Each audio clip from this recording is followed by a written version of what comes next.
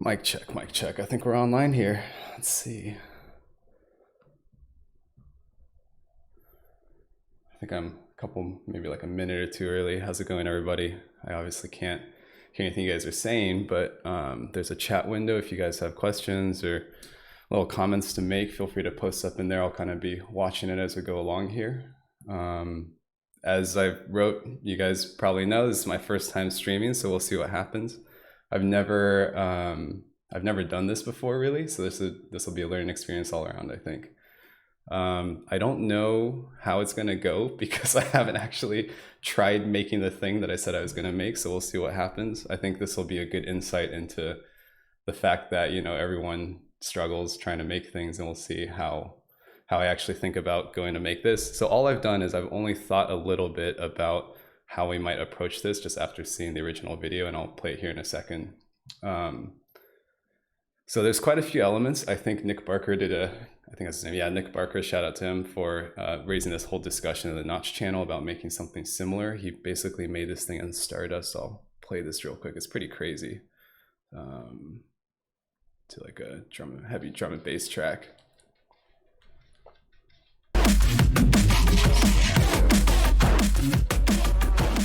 Turn down the audio a little bit. So it's pretty wild, really fast paced. You know, when I usually start working on something, and you know, a client might give you a reference video or image or something like that, you usually try to look at it and break down kind of what's going on, right? So if we try to break down this video a little bit, let me see if I can find, this is a pretty good frame. I think his main question originally was surrounding mostly how to do strokes on the outline and kind of cloning a system that was doing this sort of animation along with particles or whatever else. He's got a couple HUD elements here, which are kind of cool. I think his logo, the name of the artist, I believe, sent him. So if I skip frames forward a little bit, you can see he's got a couple like particles or cloners kind of coming off here, a little bit of smoke. You know, there's a lot of flare in this, some glow, some post effects. So there's quite a few elements that I think mix together. Oh, my voice is muted. Can't see my screen. Ah, yes. See what I mean? Still figuring this out. Okay, maybe that's better here. Let's try this again. So it's a pretty crazy video.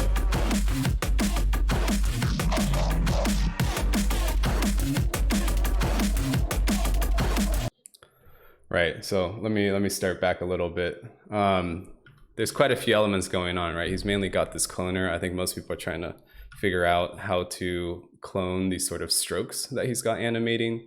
And then I think the rest of it is fairly straightforward, like particles, cloners, a little bit of post effects and HUD graphics, things like that. Yeah, it's early for me, so it's morning for me on Sunday. Yeah, so there's a few elements here. I think we'll start with the basics and kind of the main shapes, get that going. There's a bit of animation going on. I think with After Effects, most of this is probably keyframed or kind of timed out to that specific song. So my goal is, hopefully, if all goes well, we can try to make something that you can switch out the song for. My initial thoughts on approach would be actually doing this with kind of BPM and trying to target certain bass hits or high notes in the audio track. And as I go through this, I think something to note is you should have some basic understanding of Notch and kind of gone through some of the tutorials. So if you haven't done that already, I'm sorry if some of it's a little fast or confusing for you, but you know, this will be recorded afterwards. You can always come back to it. So I guess let's just jump into this and get started. I'm not really sure where exactly to start. I think we got to start drawing some of these shapes. I see some squares, some circles, and I think I saw a hexagon at one point, diamonds, and then a hexagon here. So we'll look at two approaches I have in mind for making those. My preferred way would probably be in Cinema 4D, but I know that not everyone has access to that.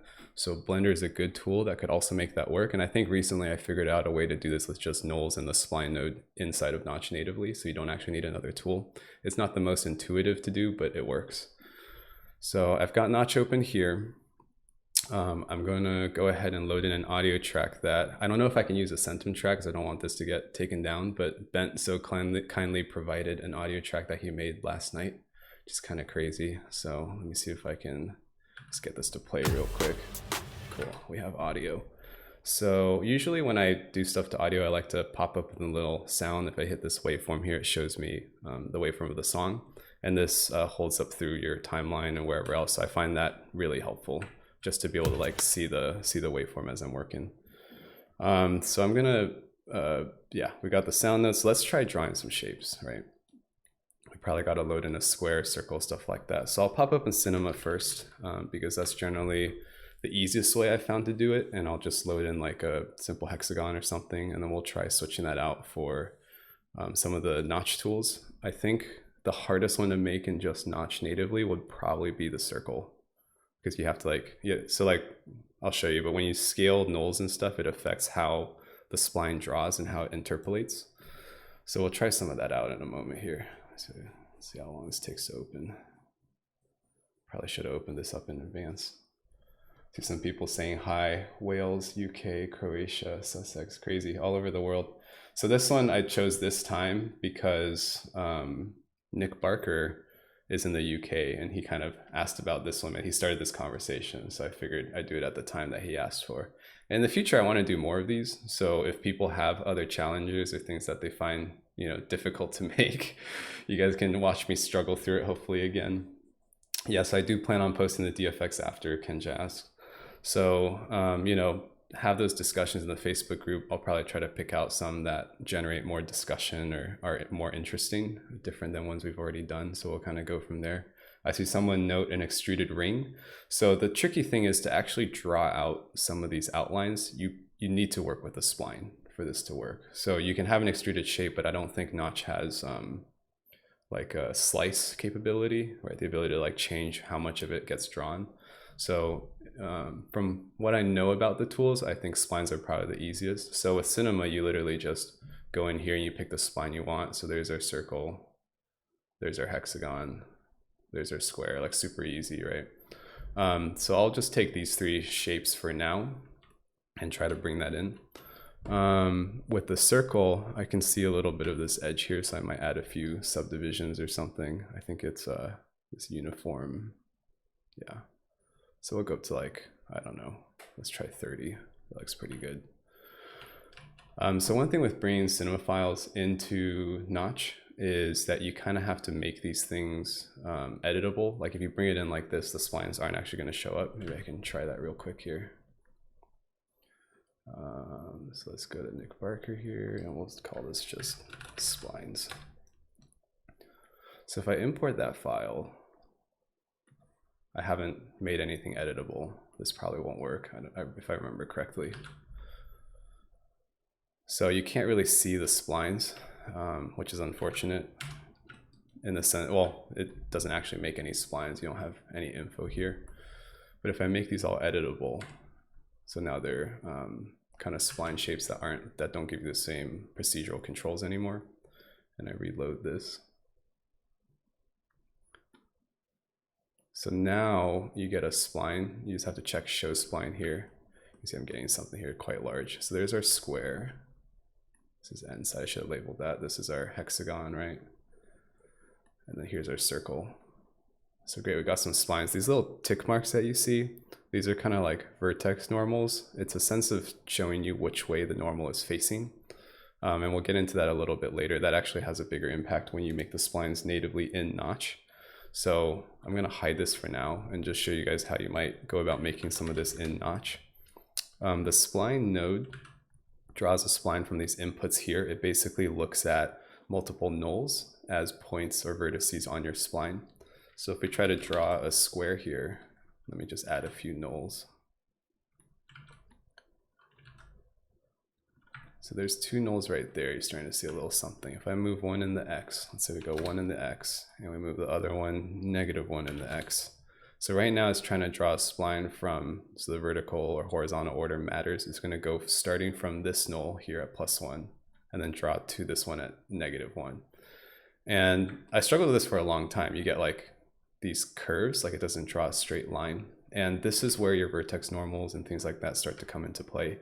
So what's happening right now is these nulls are both kind of facing the same direction. They're facing, I would guess, in the positive Z. So it's kind of trying to draw from the positive Z and then into where the next one is. So if you rotate one of these nulls, you can see that changes how the thing gets drawn. Maybe this might be more visually easier to look at.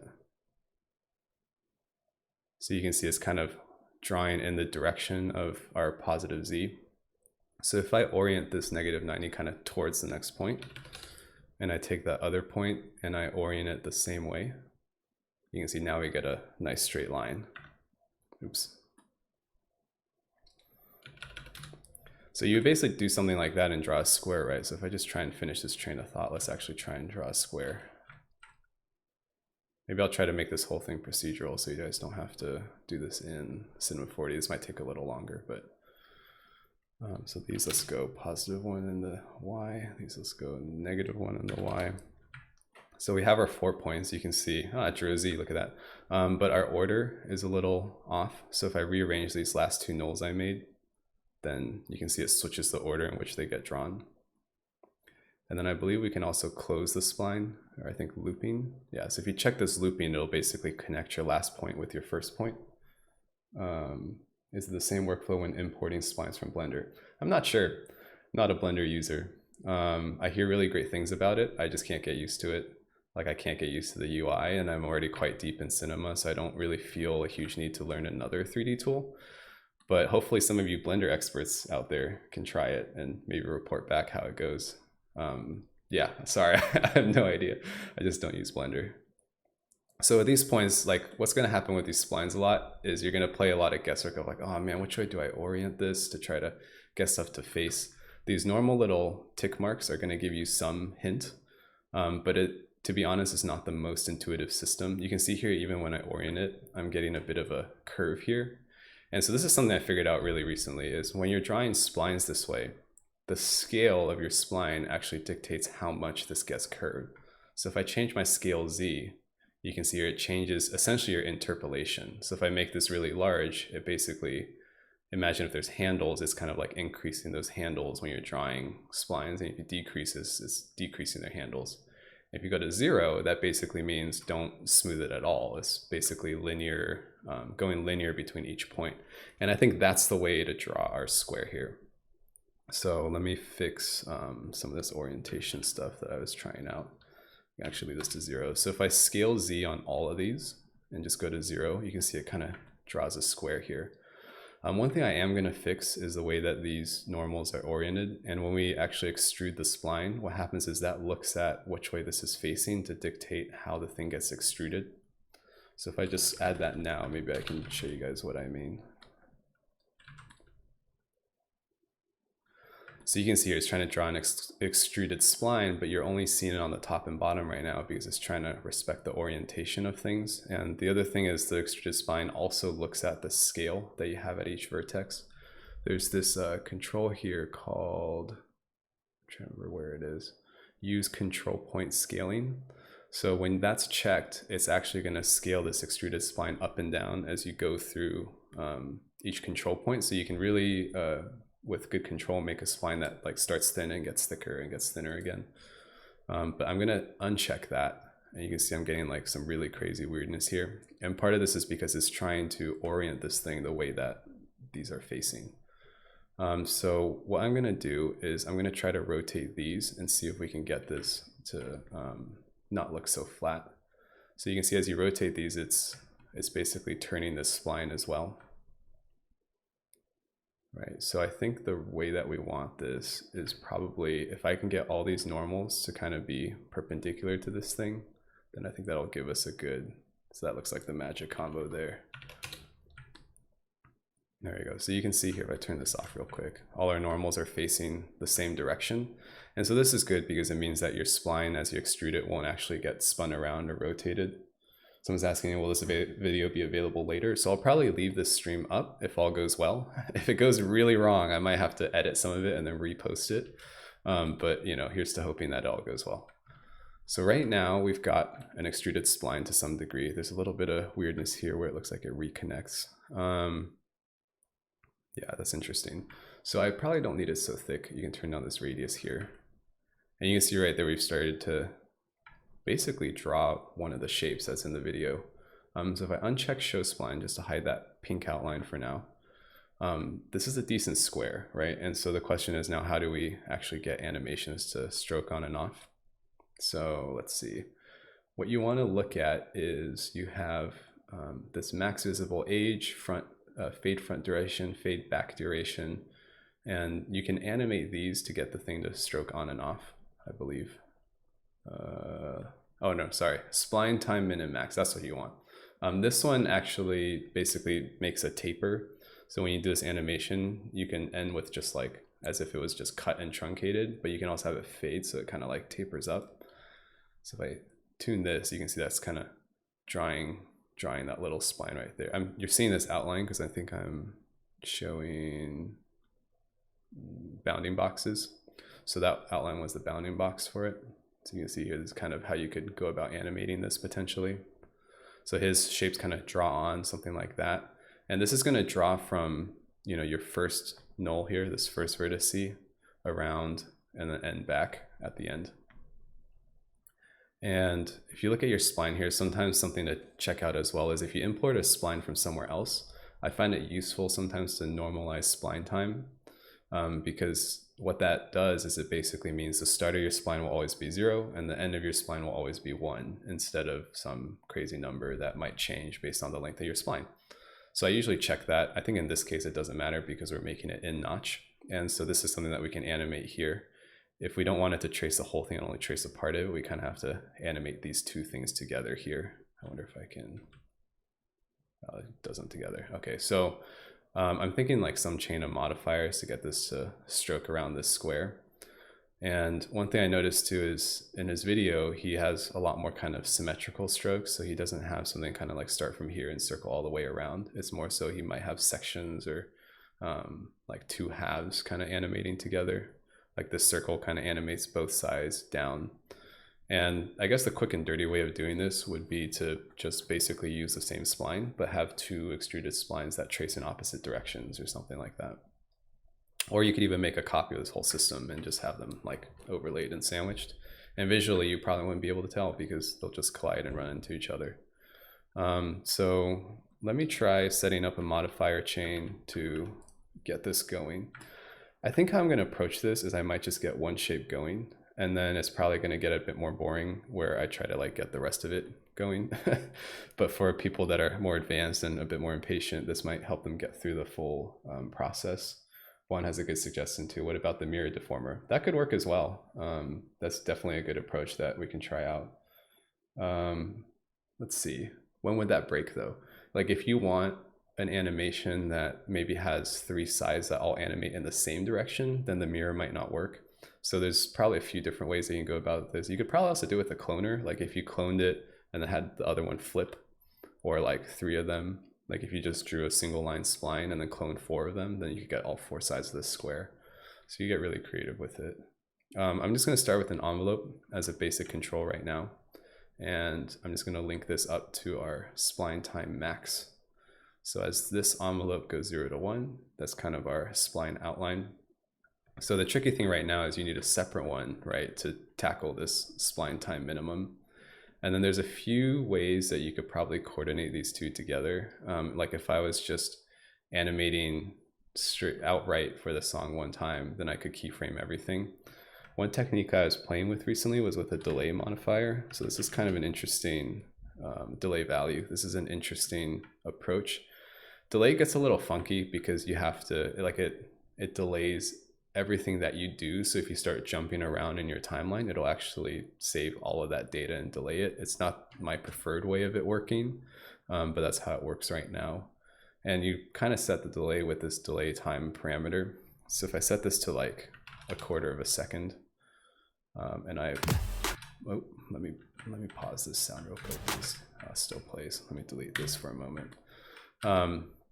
So if I tune this right now, you can see that it's kind of got a delay to it as I trace it around. You can hear my cat in the background. There's a delay modifier here, and hey buddy, cat distraction. So this delay kind of follows your action in this first envelope as it goes around and basically tunes this, this control. And you can use it to animate this envelope, and your delay will basically give you a pattern based on that animation. So if you did something crazy with this, your delay will kind of match whatever motion you're doing. Like if I delay this more, it might give you a better idea here. If I go like, oh, he wants attention. So you can see whatever I do here is kind of repeating like a second afterwards. So I'm thinking what we can do is for this, if we did like a little, let's try like a beat pulse modifier. Oop. Sorry, beat pulse modifier. Then this can go, let's tune this BPM down here. So this decay.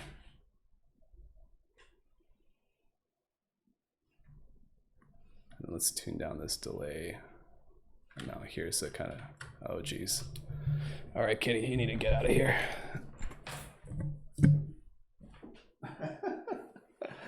Sorry about that. It wants attention right now. Can't get it.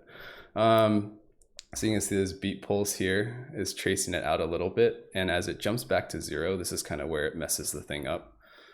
Because what's happening is this envelope modifier is matching this signal, but then your spline time max is suddenly jumping to 0 while your spline time min is still somewhere. So this is the part that I haven't really thought through how to figure out, is like get an automated animation that actually resets correctly. I think what it's going to have to do is it needs enough time when it jumps to 0 to also send this spline time min, also like basically these two values need to match when it goes back to 0. So that's something that I was trying to like think through last night as I was can't remove modifier. That's a good one. Let's see, how would you do this? You could have an envelope that maybe as this first one goes to 0 multiplies what comes after the delay or replaces it maybe. Or you could have a condition, so when that one hits 0, drive the other one to 0 as well. But no, you kind of want that first one to finish. I'm trying to think of what the best way to do that would be. I want to finish tracing out. Let me lock my frame rate here. I haven't done that yet. So, okay. Let me think through, how would that work? You draw this, when that goes to 0, yeah, modifiers are kind of a messes with your mind. You gotta like really think through it. So that goes 0 to 1. As that's going to 0, 1, I want the other one to follow. And then when that first one, so I need, actually, I know what it is. I need this to hold 1 for a little bit before it resets to 0. So I need this spline time max to hit 1, which is all the way done. And as the delay is catching up, I need that just to hold at 1 until it's caught up. They're both 1. You don't see any spline on the screen. And at that point, it resets to 0 so it can retrace out. So let's see. If I want that to hold 1, maybe beat pulse isn't the best way to do it. You don't really have a way here of holding that value, it looks like. So maybe might have to do that with a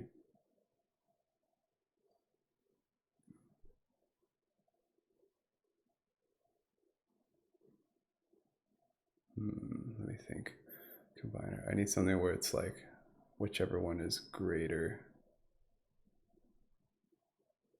See, this is what I mean. This is like, see, if you delay both values, the problem is you still have to count for that delay difference between them. And this is where I was worried about. It's like, if I do this live and I haven't tried this yet, there's going to be a little bit of thinking as I try to solve some problems, right? So I think I have the right idea. I just need to figure out how to get this to hold at 1 for a moment.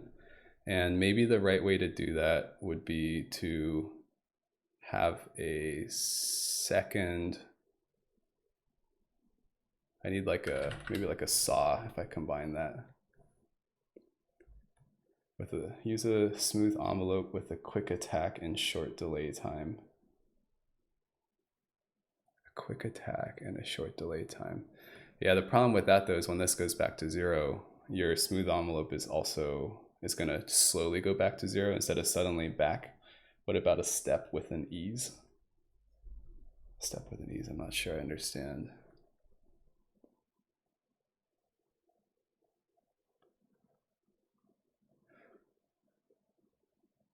Hopefully some people from the Notch team are tuning in, because then maybe they can help me think about like a more user intuitive way of improving this, like make feature requests as I go, right?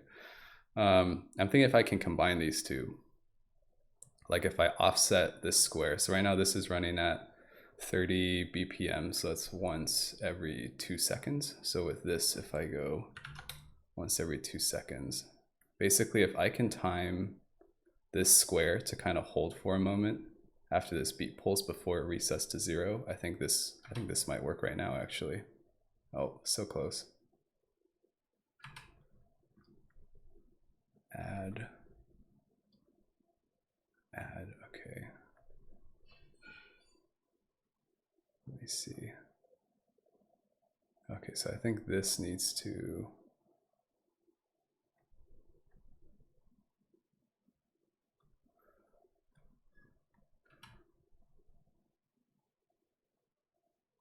okay, so it's resetting like almost on that measure. Maybe if I shorten this a little bit. I think this isn't kicking in quite early enough. I need to offset it just slightly. The right way. Oh, I also need to limit this. That might be, it might be doubling up limiter. I gotta cap this at 1. Well, hopefully this isn't boring for you guys. Upper limit 1, lower limit 0.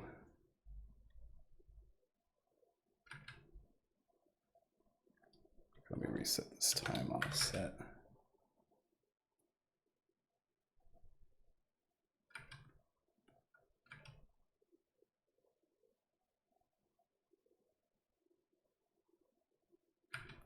It's very close here.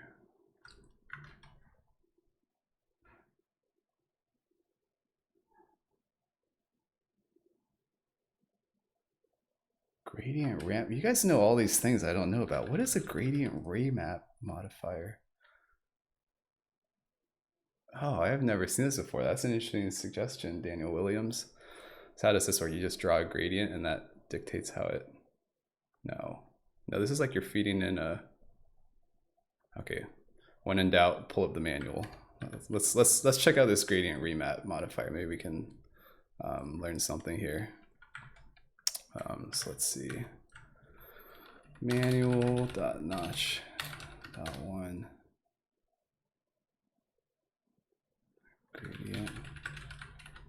Man, maybe some of you guys should start streaming too. You guys have some interesting suggestions where I'm like, I don't know what that is.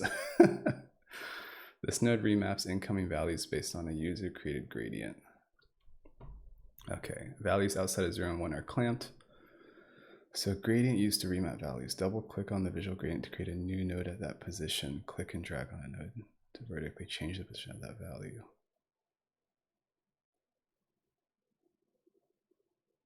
So this is essentially a range remap that gives you more control of how that gets remapped within the range. So it remaps it, so you can have like an exponential remap or something that you can't do in the range remap. So I'm not sure this is going to solve our solution necessarily. And honestly, like maybe the delay isn't the way to do this. Like if I step back, I always forget about the question mark. That's a good suggestion. If I step back and think about it, like maybe a delay isn't the best way to animate this. Like maybe it is easier just having 2 parameters that are offset slightly. So sometimes when I run into troubles like this, I often have to just like step back and think about, is the problem I'm trying to solve, does that even make sense? Or is there a better way of maybe going about this? So since I've spent like 10 minutes mulling here, I think it might be a better idea to try something else. So I think I'm going to try to control these 2 separately. And basically if I copy this beat pulse modifier and offset one of them, I think that might be enough to do this perhaps. So if I try, let's see, attack scale, time offset. It's the same issue because I'm basically manually delaying it here. So I need one of these to hold the value for a moment. Math beat and 2 range remaps. Yeah, we're gonna get into hacky territory. Like if you made this scale to 2 and then capped it, like limit it to 1, then it'll actually hold 1 for a moment. So I think I'm gonna hack this for now, and if I think of a better way of doing this, I'll try to come back to it. This is actually a little out of my comfort zone because usually I'm keyframing everything manually. So I think it's kind of an interesting area that haven't ventured into too much. Well, that did it right now. So I kind of hacked that, right? So what's happening is we have two beat pulse that are kind of on the same rhythm. What I'm doing with one of them is just getting this limiter modifier, and I've scaled this up to 2. So when this hits 1, it's basically just holding that one value for a little bit longer than the other one. So by the time this spline time max resets, the other one has also reset to, like, they basically, this one waits for the other one to get all the way to 1 before they both reset to 0, and that seems to work okay right now. Not a great way of handling this, but I'll take it for now. And it's the reason this works is because they both jump from 1 back to 0 at the same time. So if they jump back to 0 at a different time, then this trace wouldn't work. But this is pretty decent right now. And this actually gives you a good amount of control for, like, if you want to change the BPM to say 120, you can see that it actually traces out twice a second, I guess, and it's pretty good. And so with this, you can kind of change how long this thing is based on what your BPM is and how far apart these values are. So if you tune the attack of the second one right now, this should change the length of the thing. Like if I make this really long, you can see it waits a bit. So this isn't the best way of doing it. This works for now, so I'll take it. Maybe one of you guys can find a better way of doing this and share. That'd be cool. So if I slow this down right now, let's slow this way down. I can show you guys some of these other features in the extruded spline. So if I up this radius a little bit, you can see it's kind of got this like flat end, and I think we can make it a little better than that in terms of having like a little bit of fade on, fade off time. So this is where this fade front duration and fade back duration starts to come into play. So if I tune these values, I believe it should tune, why is that not working? This should tune like a taper to it. It's not working right now. Fade alpha, fade scale, draw triangles. I don't think it's that. Radius, see if I raise number spline.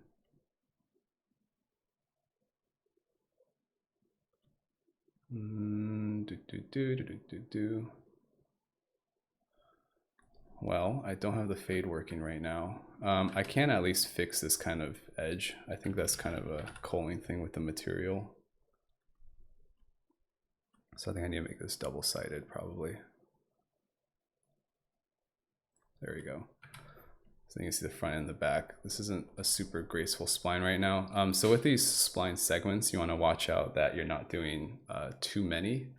So if you want this to be a circle, right, circular, you can increase your spline radial segments to make it more like a circle. But as this goes up, then your spline is going to get heavier and heavier. Right now our performance is quite good, which is what we want to try and target. You can also change your number of spline segments. I saw something happen there. Maybe it has to do with the spline segments. If I do 10 spline segments, we're getting a little bit of that triangle fade there. So maybe it's just a segment thing.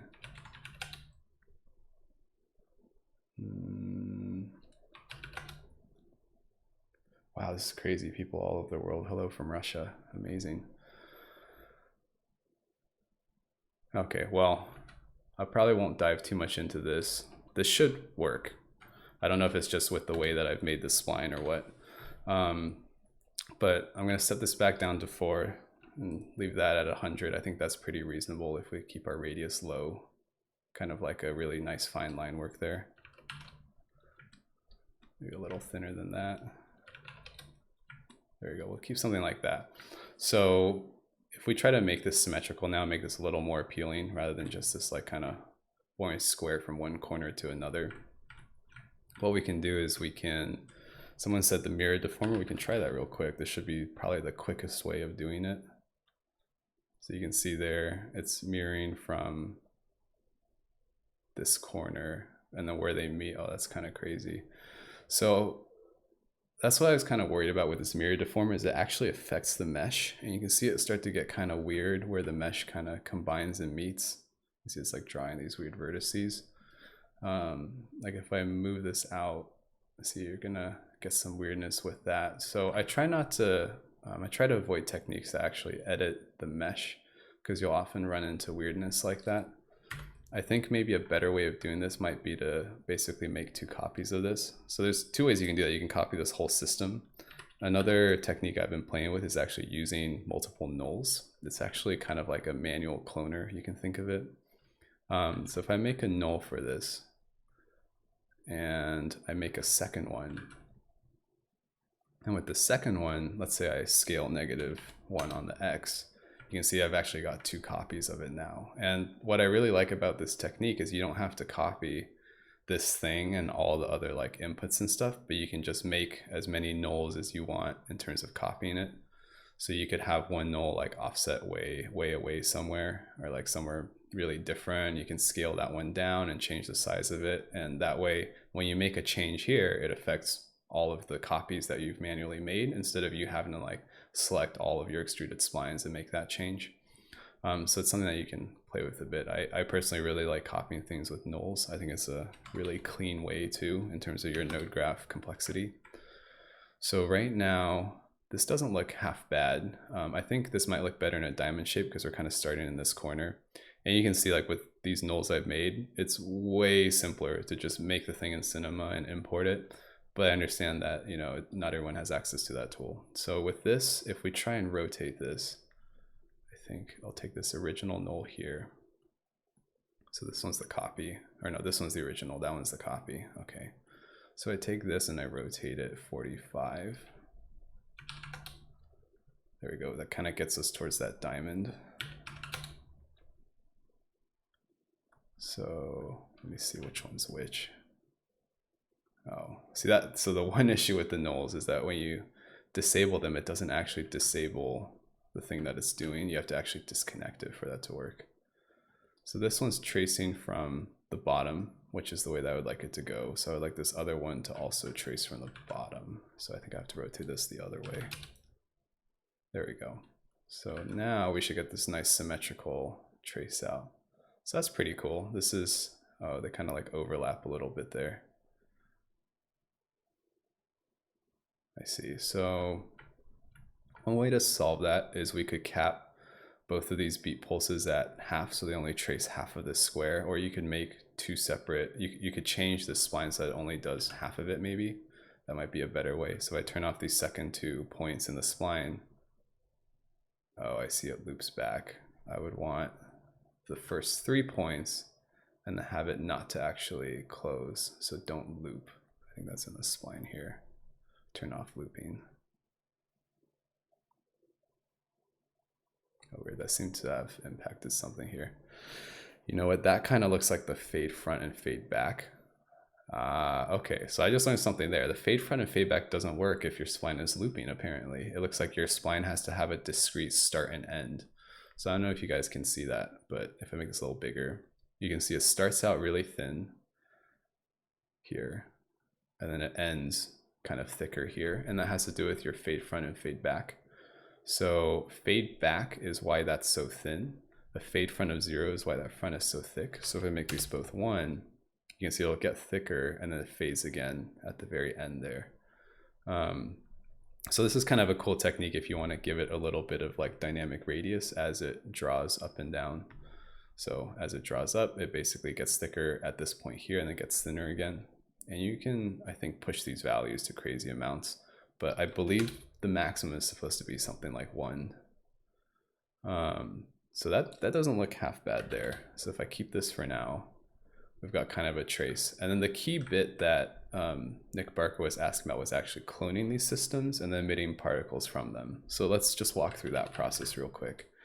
You could probably clone this with just a regular cloner.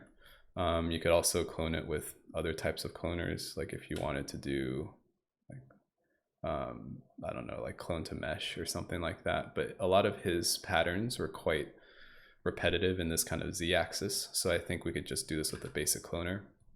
I'm probably going to put both these null together into a parent null. Or let me fix that real quick. So maybe I should start labeling some things. Might not be a bad idea. I like to kind of clean as I go. So when I'm just trying something, I won't worry too much about exactly how it's organized and laid out. When I get it working, I'm going to start containing it into other things. I try to just keep things tidy when I can. I say that, but I don't always follow that rule. Like when I'm just going and I'm short on time on something, then I may not follow that as well. But ideally, you want to try and, you know, package things as you go along. So if I clone that, it automatically did a 3D grid. So that's pretty wild already. You could do this with a 3D grid. You could basically have one copy on the X, one copy on the Y, and then have a couple on the Z. So if I put like 10 together right now, this is already, you know, kind of getting closer to what he had going. At this point, I think I'm going to drop in a camera. If I place this in, usually, like, I like to animate everything just camera. I pull back in the Z and just everything's kind of going forward from there. It's what makes sense to me. There is no right answer. Everybody's got a different Z up or whatever. So if I just use the default zoom, I'll kind of position Z back by the same amount. It makes things that are, like if your image 2D is 1, it'll just fill the screen. Anyway, I won't go too much into that. But right now we've got this basic system working. We have this grid. You can change your grid size Z to change like how packed together this thing is. So you can see that we've got this like nice dense thing. And this is something that you could animate. So this is one way for us to kind of like animate that spread that he's kind of got going in there. I'm gonna make a copy of this and show if you didn't do a 3D grid. I think some of the elements, it might make more sense to do a simple iterative cloning. And with this, we could kind of like animate this position Z as it appears and kind of have things like shoot off into the distance or come towards the camera into negative. I'll pull, one second, I'm gonna pull this camera back a little further. So, you know, two different ways of doing it. I think I'll keep the grid for now. And if I just spread this in Z a little bit here, cool. So we've got a basic pattern that he kind of had going. And with this, I think his main question was, how do we emit particles from it? It's kind of a tricky thing. I can think there's a few different ways that you could go about this. Cloners always kind of throw a wrench into things because you're making instances of the thing that's being cloned. So to actually emit from that mesh, you have to combine the geometry first. Like if you emit from just this extruded spline, it will only emit particles from one of the shapes instead of all of them. So it's just something to keep in mind when you're working with cloners and mixing those with particle systems. So let me see if I can demonstrate that real quick. We'll do a particle system, mesh emitter, point render. So if I feed this in here, you can see it's leaving a trail of particles here. You can see that it's only making particles for this one instance. And it doesn't even match one of these because I've got an even number of cloners. So the original thing is there, but you don't actually see it there because of the way it's being cloned. If I do an odd number in the Z, then you'll have one that at least matches up there. So how do you actually get them to clone all of them, right? The technique that I've used in the past is with the combined geometry. So how this works is a little confusing. It didn't really make sense to me at first, but now it does. Is this needs to connect to your root to just activate it. And then whatever comes into this input here gets combined. So you can just route this item that's being cloned into your combined geometry. And I need to actually feed this into the mesh emitter. So this will actually emit particles. Something to note with the combined geometry is that it, it actually generates new geometry. So if I were to hide this original extruded spline or whatnot, this itself can take a material and this has new mesh points to it. So often what I'll do is I'll use this kind of as like a dummy container to know where to emit particles from, and I'll just make it invisible by just tuning down this visible here. So the combined geometry is invisible. You could even make this extruded spline invisible, and then you'll have just the particles. So if I turn this off, so now it's going to emit just the particles. So he had actually a nice mix in his of ones that were solid shape extruded spline tracing and other ones that were just particles that were tracing out. I've just noticed that it's not taking this other null. So then I want to try is I think you can also feed this from your cloner. So I'm curious if this will actually. Yeah, so this works, but you can see This is one of the downsides of this null system, I guess, is to combine the geometry. It seems like it doesn't take nulls into account, which is a headache. So I think we do have to make a second copy of this probably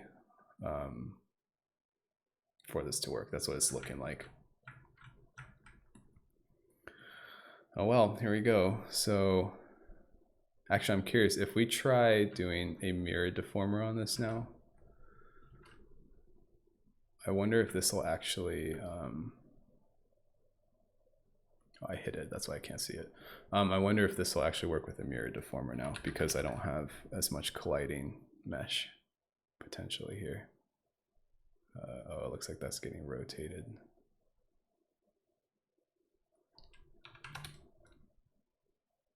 Is that gonna work?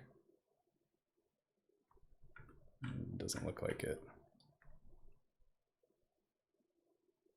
Oh, well, that's kind of wild. So maybe that's not the way to do it. I'm just going to make 2 copies. I think that's probably the most straightforward way here. And then with this spline, yeah, we want to take this spline as well.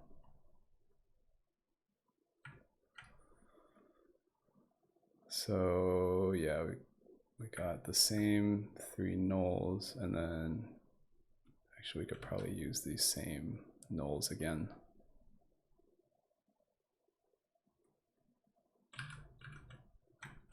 And then we'll just flip this extruded spline, or this spline actually might be easier.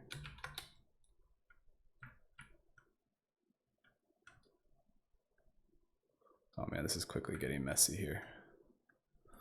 So this spline, let's show it. Let me make sure I can see this correctly. Let me turn this one off so I can just focus on this one. It's not going because this needs animation, right? So spline time in, spline time max. So I believe this -1 should flip it. Yeah, great. So if we have now flipped it, then we can feed this back into this null that rotates them to be a diamond. I can hide this. No, this still needs a separate null. Okay, well, I didn't delete it or anything, so it's still there. I mean, maybe I don't need this null. Maybe I could just rotate the spline actually. So, oh whoa. Oh, that's because this one's getting, there we go. So you can rotate it here. You can rotate this original spline. Depends on what you prefer. The combined geo doesn't take the nulls into account. That's weird. Yeah, I mean, it's not that weird. I guess I didn't really expect it to. I think it would be nice if it did. Here, that notch team, it'd be nice if that took into account that, but oh well. So we have our combined geometry here. So now we can feed in, I believe, both of these extruded splines. And it should, there we go. So we've got particles on everything now, which is great. That's kind of what we were going for. So this is a really ugly version of kind of what he's got going here, right? This is the basics of how the whole thing might come together. So you can start to imagine if you were to repeat this process for each of the shapes, then you would start to have essentially all the various things, and we could start to animate some of that or offset the beat pulse modifiers so they hit on different drum hits. So yeah, that's, you know, essentially the core of it. I think from here, I'll probably just continue and hash some of this out and figure out how to animate it. But in terms of him asking the question, this is probably the start of it. In terms of cloning too, there's a few different ways that you could also look at that. Right now with this mesh emitter, it's kind of just emitting from all these vertices of this extruded spline. So it's only going to emit where this spline is going and like how long the spline is. So if I hide these, make it invisible, and I'll just draw the particles, I could make this lifetime much shorter probably. Oh, excuse me. There we go. Turn off this grid. So we've got basic particle thing. I think we can also try playing with parent transform weight. I'm curious if this gets crazy. Yeah, it's gonna get crazy. So this is one issue with the combined geometry, is the way that it combines the geometry, we have a changing number of vertices here.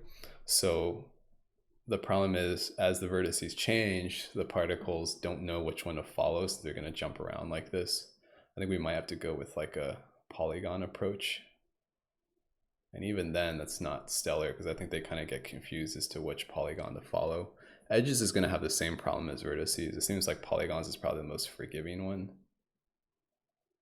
And that's kind of interesting.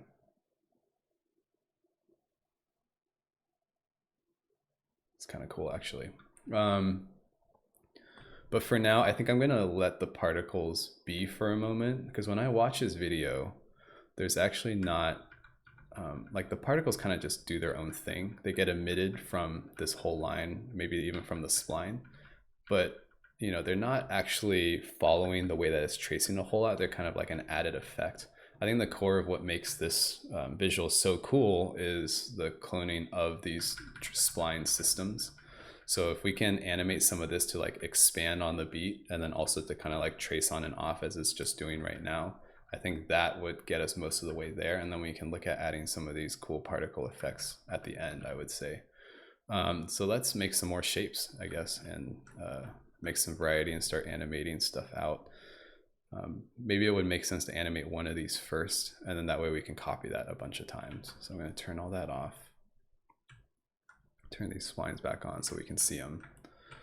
So we need another control now to actually have the whole thing like expand, right, in Z and open as it's getting traced out.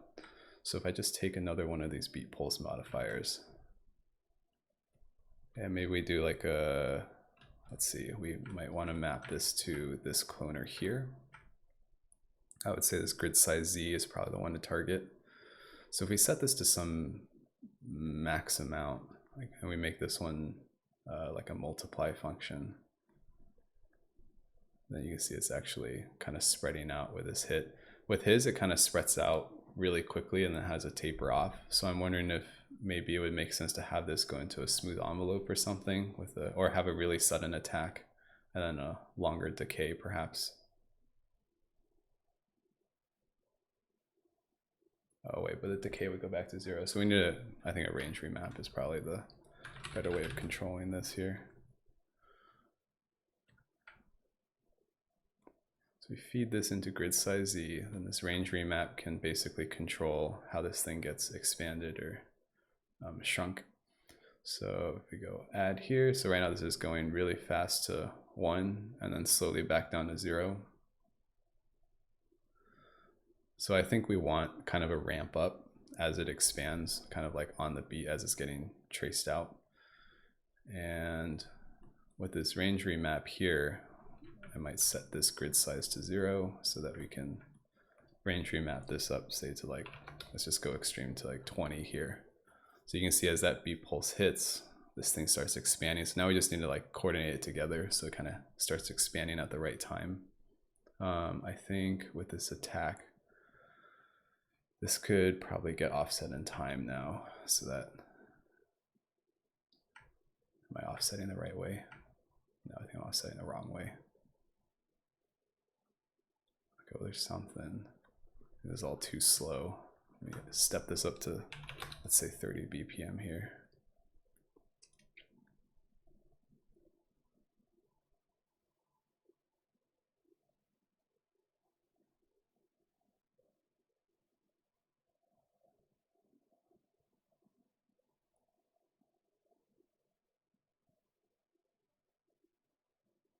There we go. So this is kind of interesting. I'm not hitting that first beat totally correctly there.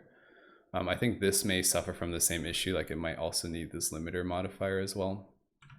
So I think I'm gonna steal that nodule there and copy this here again, because I want it to hold at some point before it drops back down.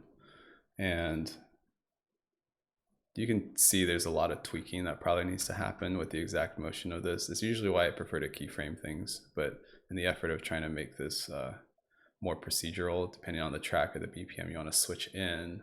So I'm trying to go through some of this here. So let's see, we have our attack. And I think I want this limiter. Let's see, limiter, lower limit 0, upper limit 1. Okay, I'm going to range remap 0 to 20. So maybe I should have this not scale so far up. There we go, that's definitely a little better.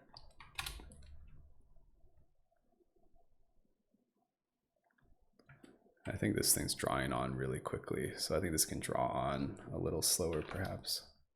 Let's go like half of 30. And so now we have to tune this offset a little bit.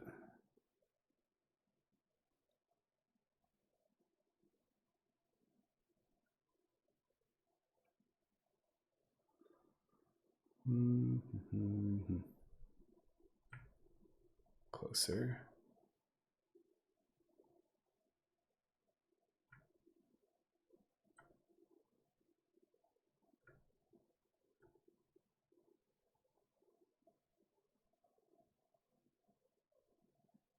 Let me see, I think this scale probably needs to go up a bit again.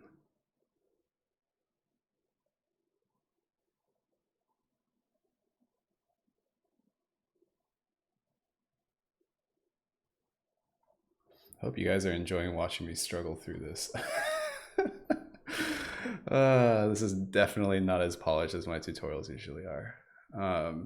It's fine, I don't know if you guys know this, but when I make tutorials, it's actually usually a one-take thing. I'll kind of go through it, make sure I don't run into these issues the day before or like before I make the thing. And then when I actually record it, I have a pretty good idea of how to actually walk through the tutorial without as many stumbles, and I kind of just do the whole thing in one take for the most part. So this is very unusual. I'm not used to this at all. You guys are seeing like everything behind the scenes, which is kind of honest, I guess. So we got our attack here. Let's try. So I think these BPMs actually need a match for this to work correctly.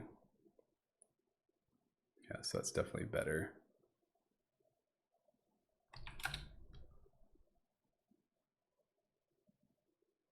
Let's make this a little quicker here.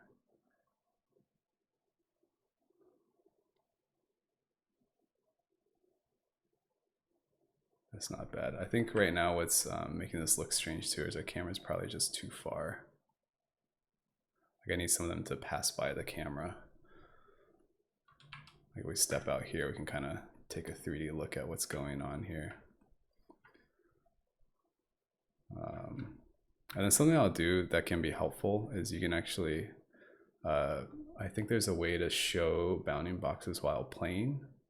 That'd be this one, show bounding box and range indicator. So if yours doesn't look like this, that could be partly why. I find this kind of useful so you can see some of these bounding boxes while the animation is running. So I can see like where the camera is while it's running, for instance. But yeah, right now I just need to tune this a little bit.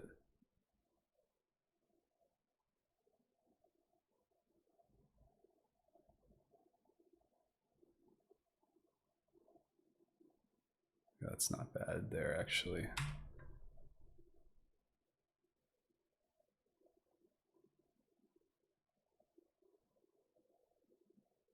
I think, and then when this restarts too, it's gonna, because they're all locked to time code, so when I think it doesn't end on an even amount. But you know, that's decent. I think I should start trying to make some of the other shapes.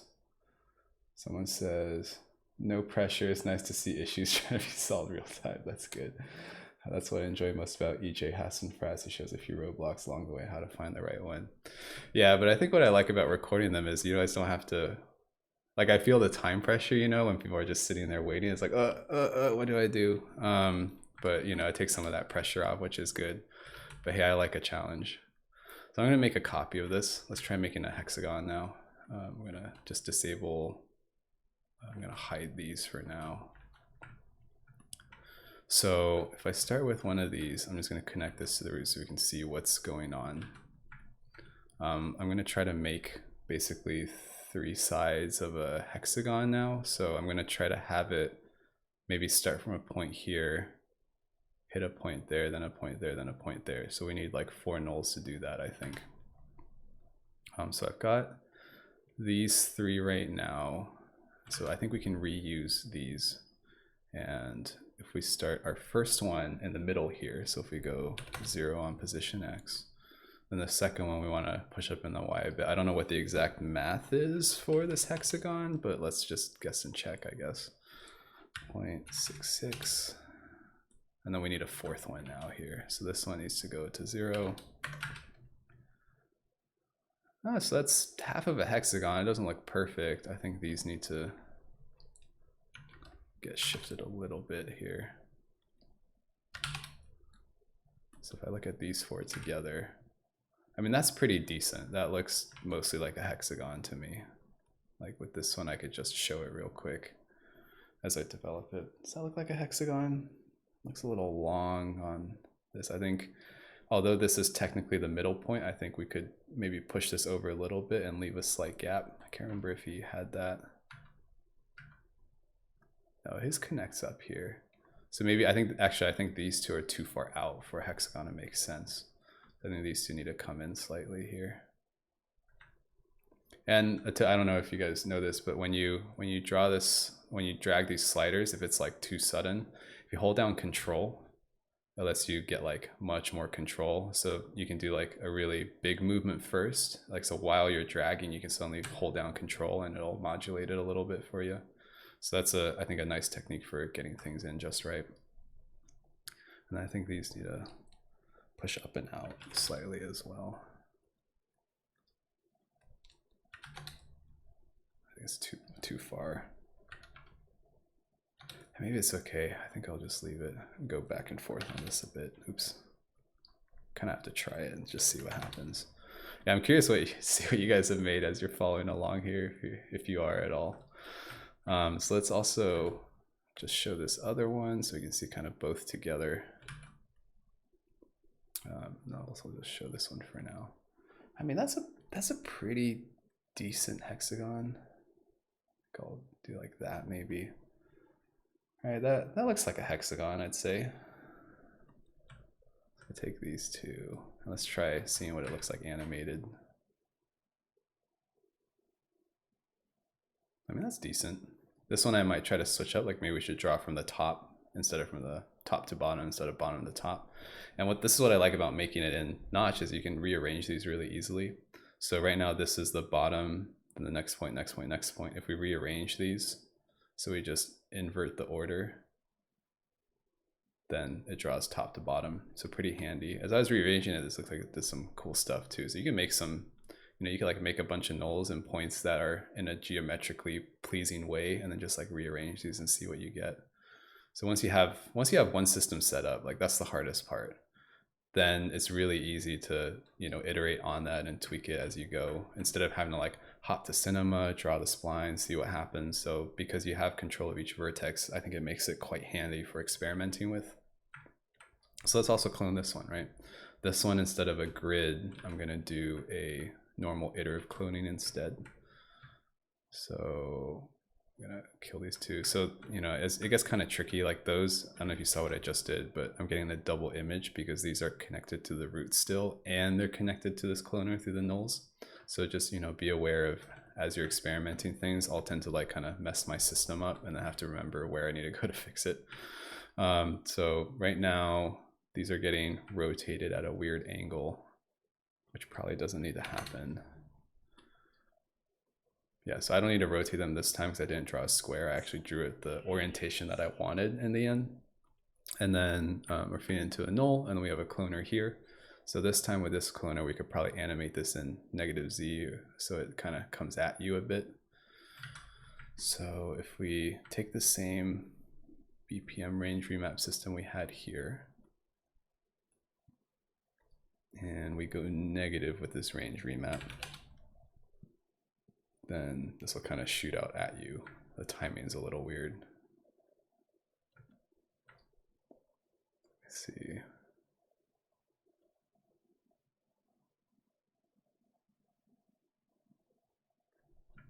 Yeah, it's like almost coming too quick. I feel like I need to push this a little forward in Z, perhaps.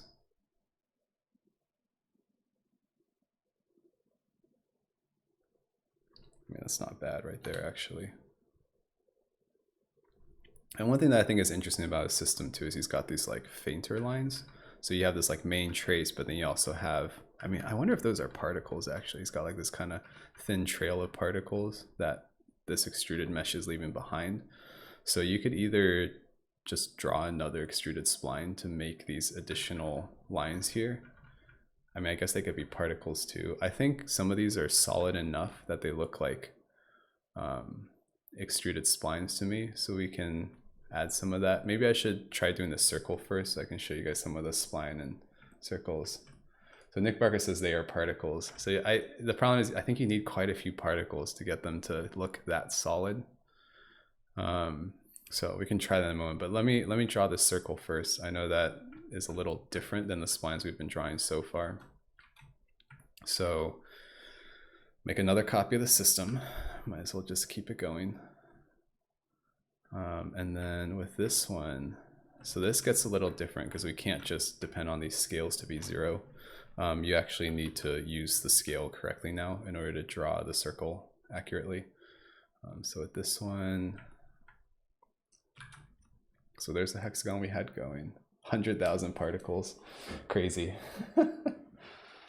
Yeah, I mean, it shouldn't be a problem. I just don't think you're gonna get the same solid look. I could be wrong, I haven't tried it yet, so it might be worth a shot.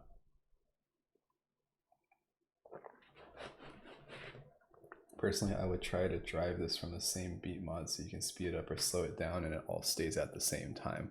That's a good comment, Daniel. I think what I'm thinking with these different beat mods is you want some of them to be offset.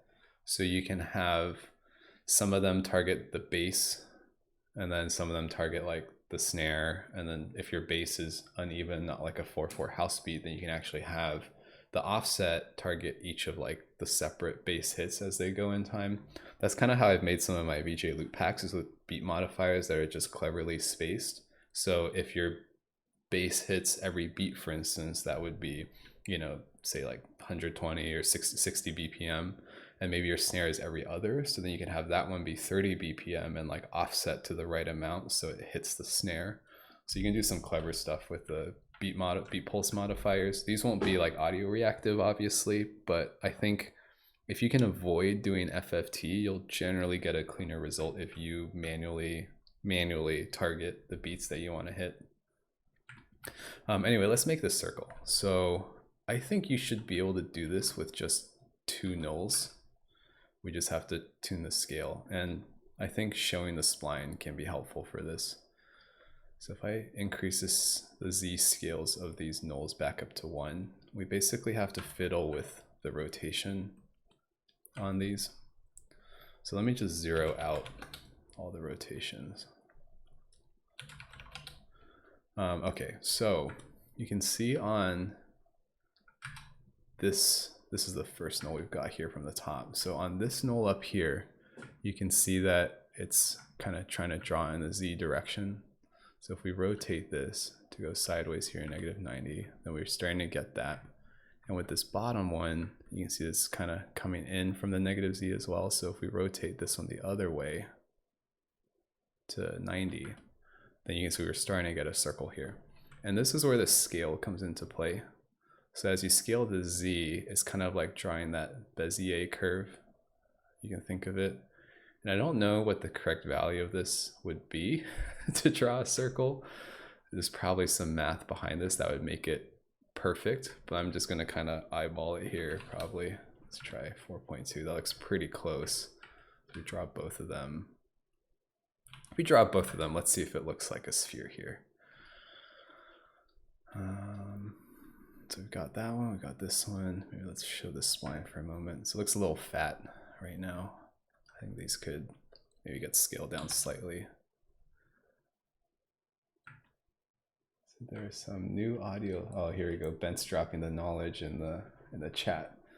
FFT can be really tricky to get right. If you're working with audio that doesn't need it, using modifiers and keyframes can be a real lifesaver. I completely agree.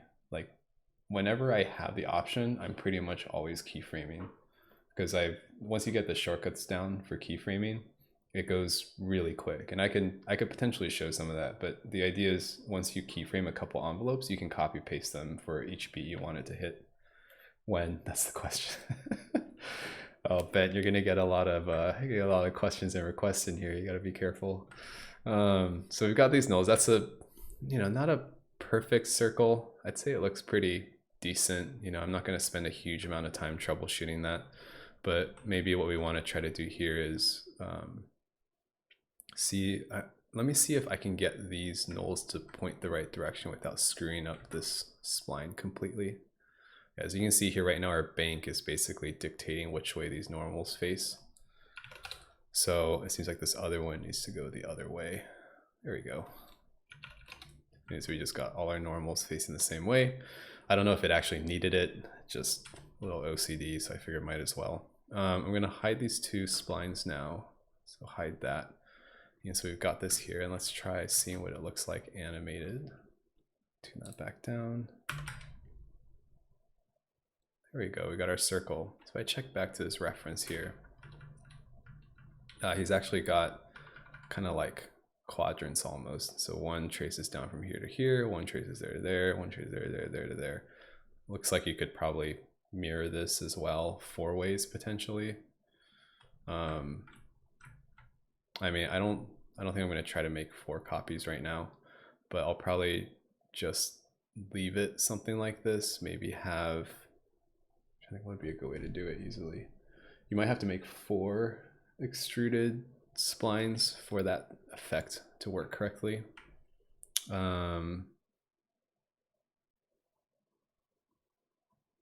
Yeah, I would probably just make 4 of them. Let's see, so we could go,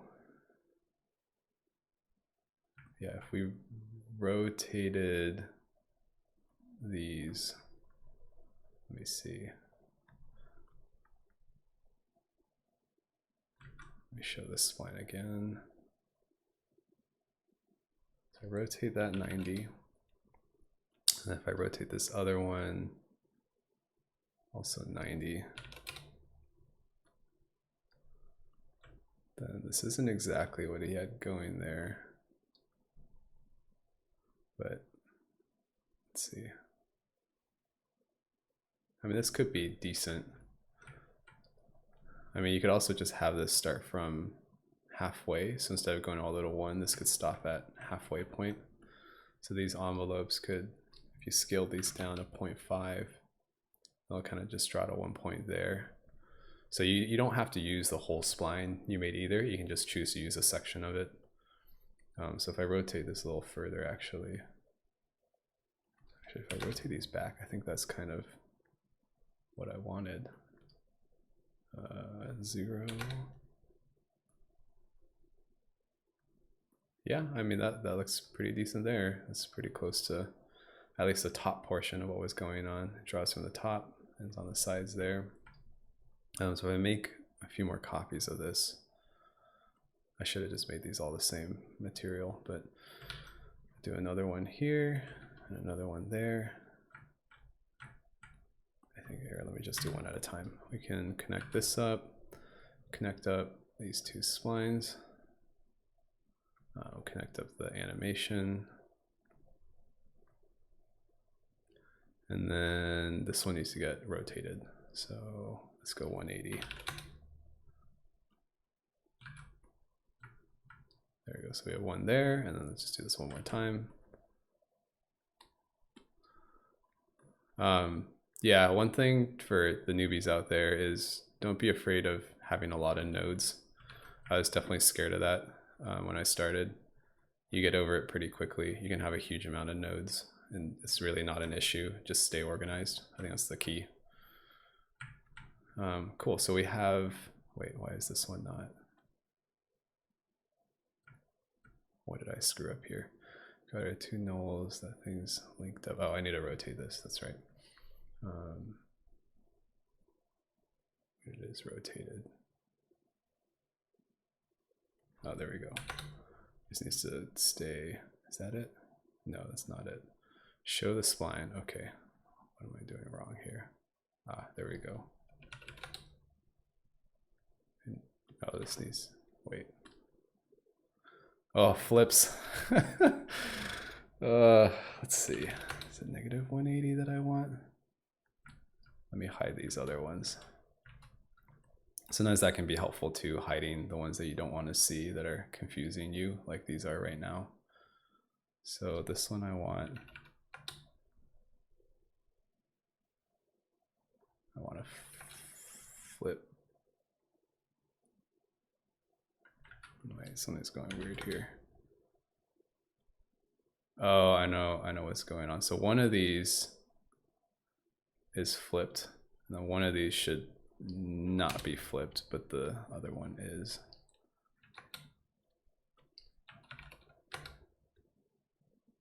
Does that do what I expected? Oops, typed the wrong number there. Getting sloppy here, folks. Okay, so I've got this one tracing out. So is that one of these needs to be -1. There we go. I don't know what happened there, but now we have it. Okay, so we've got all 4 of these kind of tracing the way that we want.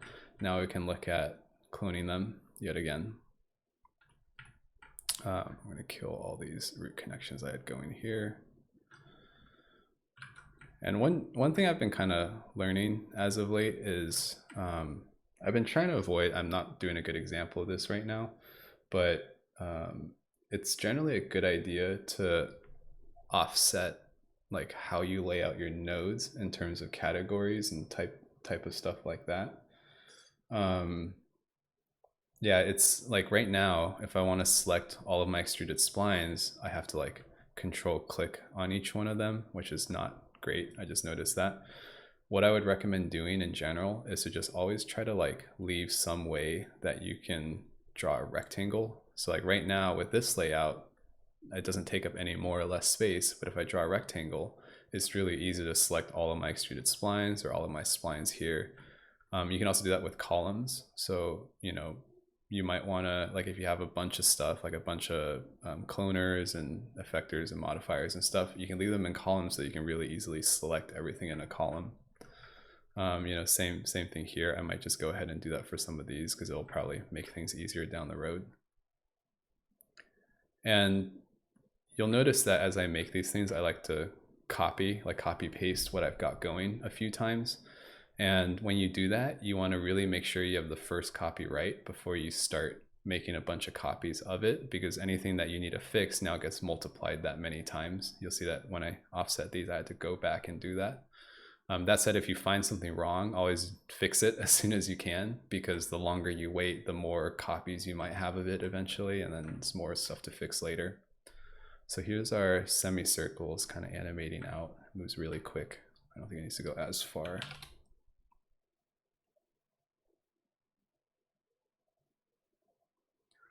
So we've got something going here. I think we're starting to get to the time where we need to try animating the music. This fade is really intense. I might make this much lighter there. Let's see.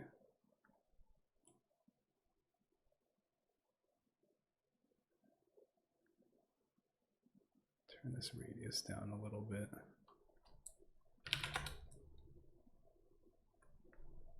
Max front duration, max back duration. Yeah, let's do like half of what it was.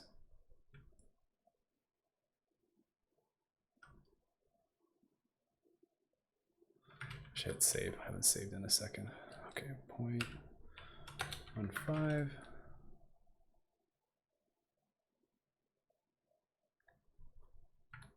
Also, one thing I've noticed is if you have a bunch of things selected, your viewport will actually slow down because it's, I think, taking quite a bit of resources to render all of your selections here in your properties pane.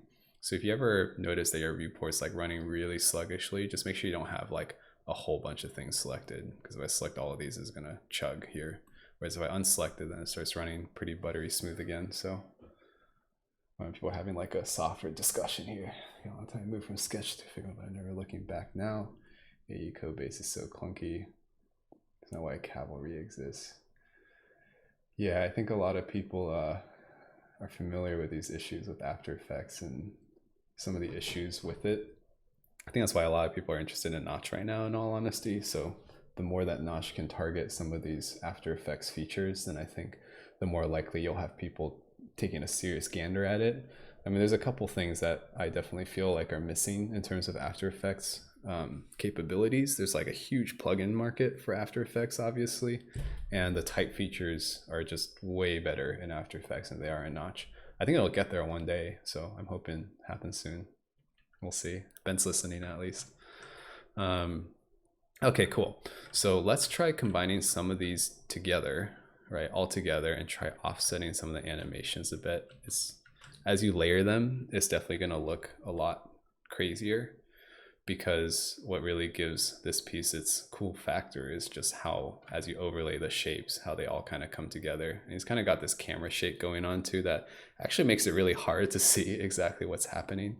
So, you know, what we have is going to look way less boring without all the post effects and camera move stuff. So, you know, we have some of the elements right now, they all time out at the same time.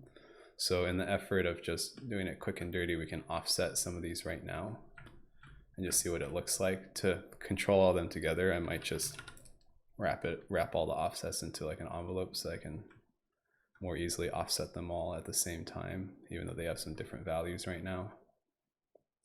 So this first one's our square. So I offset it by 1, and our square draws out first, and then we have something else draw out. Let's try it with this one as well. Time offset. So same thing I was saying earlier, I'll try to match things in columns, so it might make sense to do like that. Then it's really easy to just drag all your beat pulse modifiers together. So I'm probably just going to do that real quick here. Bit of tidying up. Time offset. I don't know how many people have been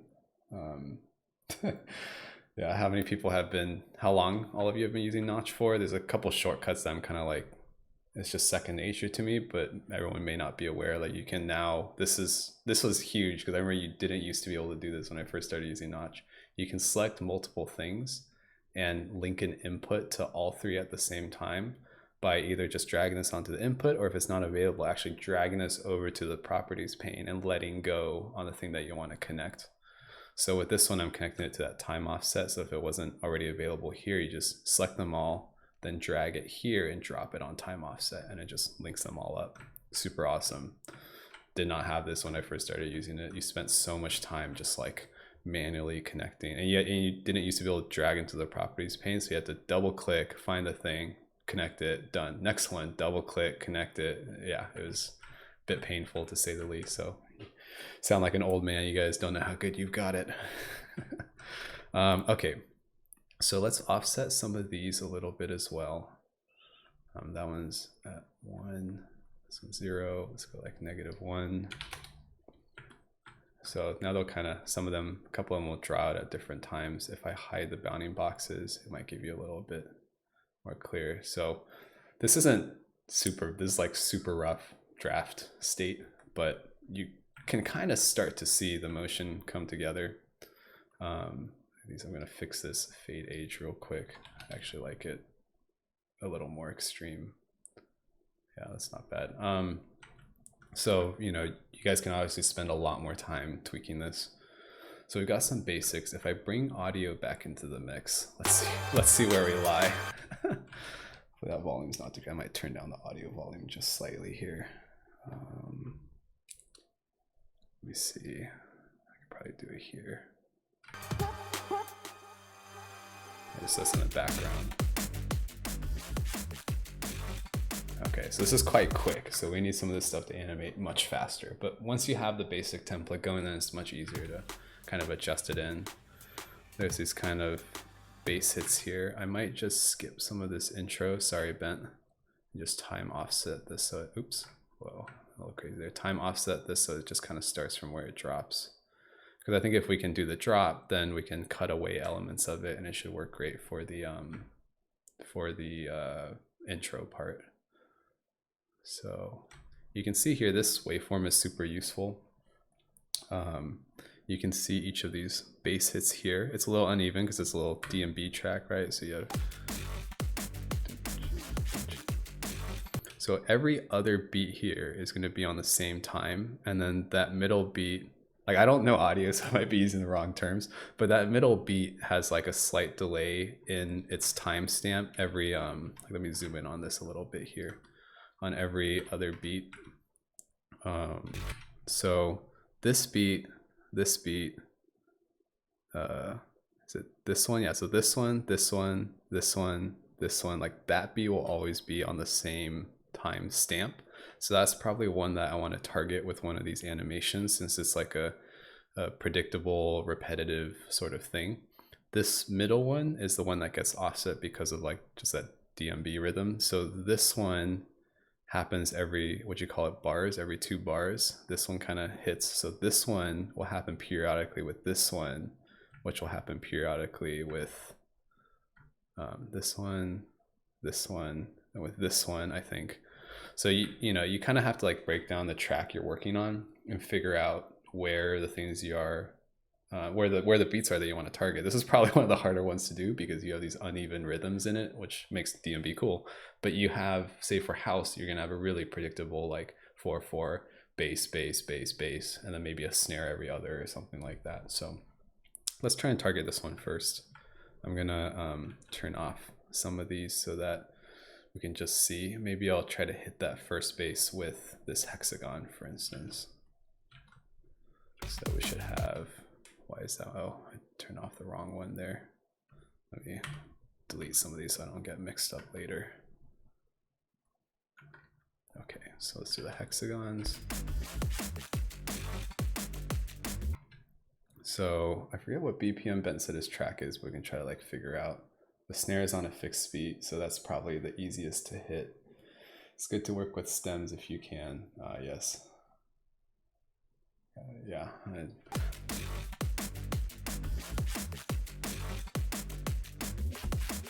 Okay, so this happens. You can actually use a time marker here to try to like figure out how frequent it is.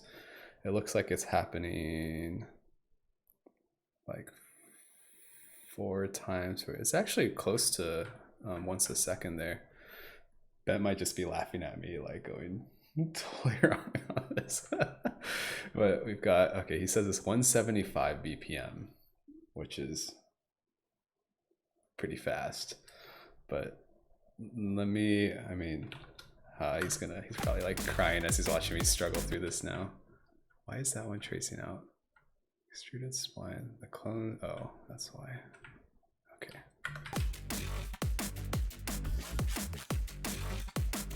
You can see I totally messed up my system that I had going here. Let me just not worry about the Z animation for now. I don't think that's nearly fast enough. Let me just go with 60.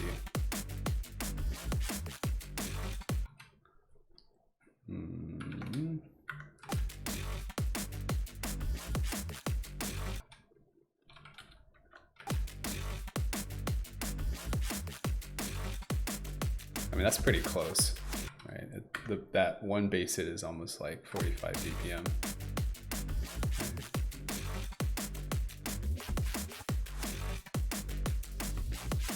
I think it's a little fast right now.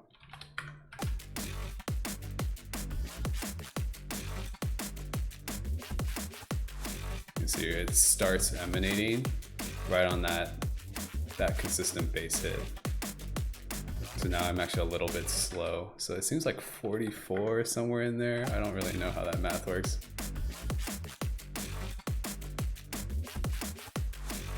Okay, so if I can target the same thing with this one, I'm not gonna worry too much about getting it perfect. Oh, Shambo is coming through with the math.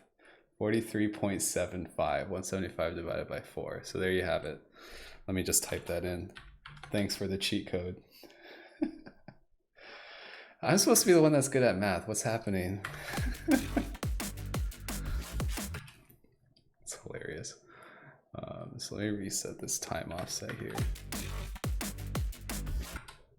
Okay, so this is... Man, this is a good track. I'm having a hard time focusing. I just want to like sit back and listen.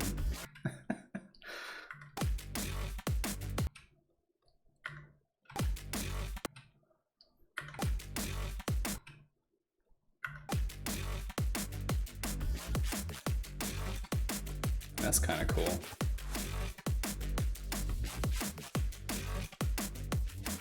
I'll take that for now. Big maths. Almost as good as Armin's 69 cheat. Yeah, man, let it ride. I mean, I could let it ride. It's hard. Like, I find it hard to work on stuff while everything's running sometimes, because I'm like looking at too many things and getting overwhelmed.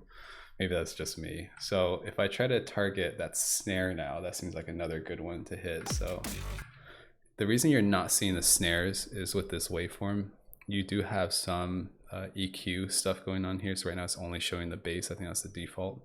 But you can kind of go for the highs as well, and that'll give you a visual indicator. You can see.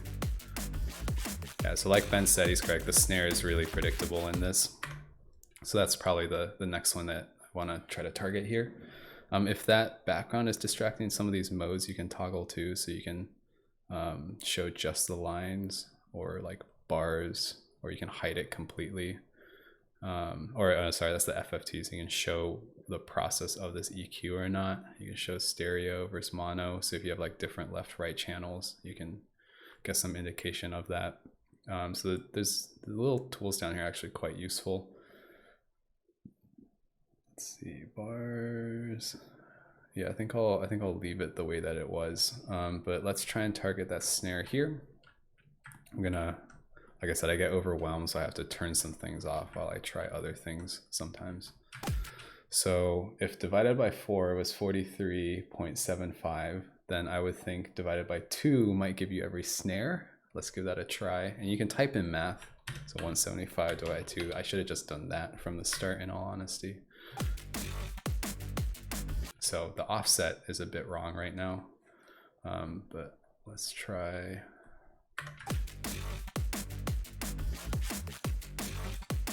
That doesn't look awful, actually, just right there.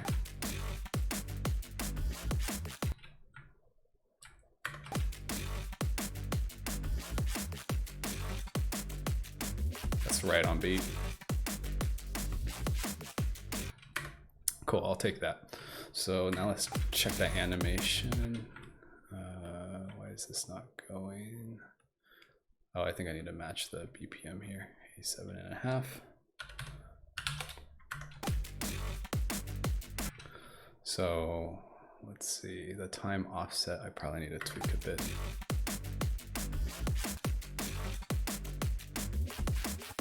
Oh, this is crazy. This is so fast.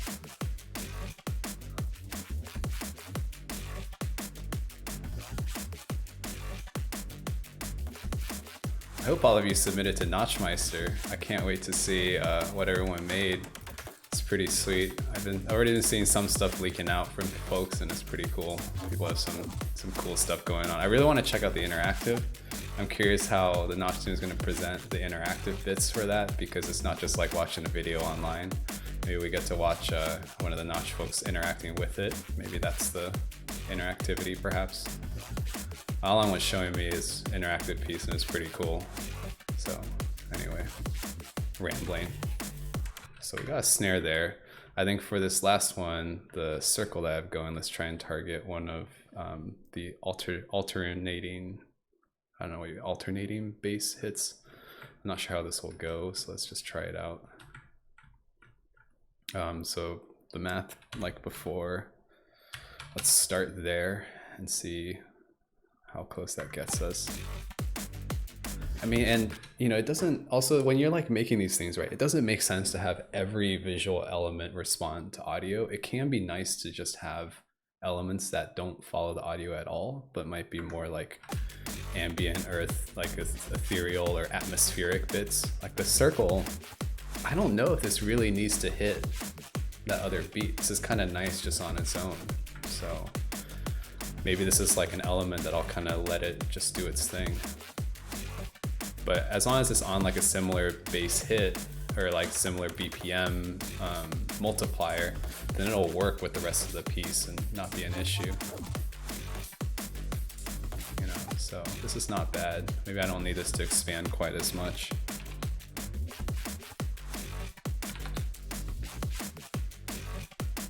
So let's see it all together. What do we have now?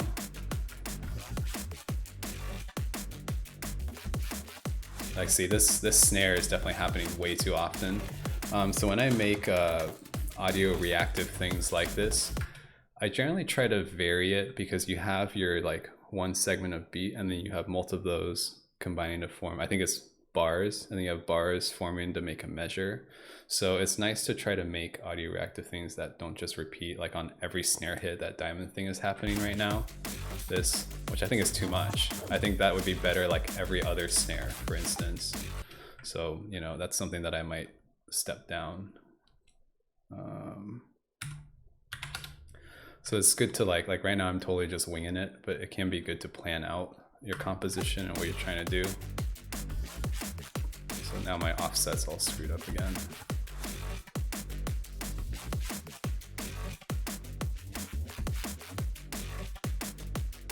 So now it's every other snare. I don't know if you can tell.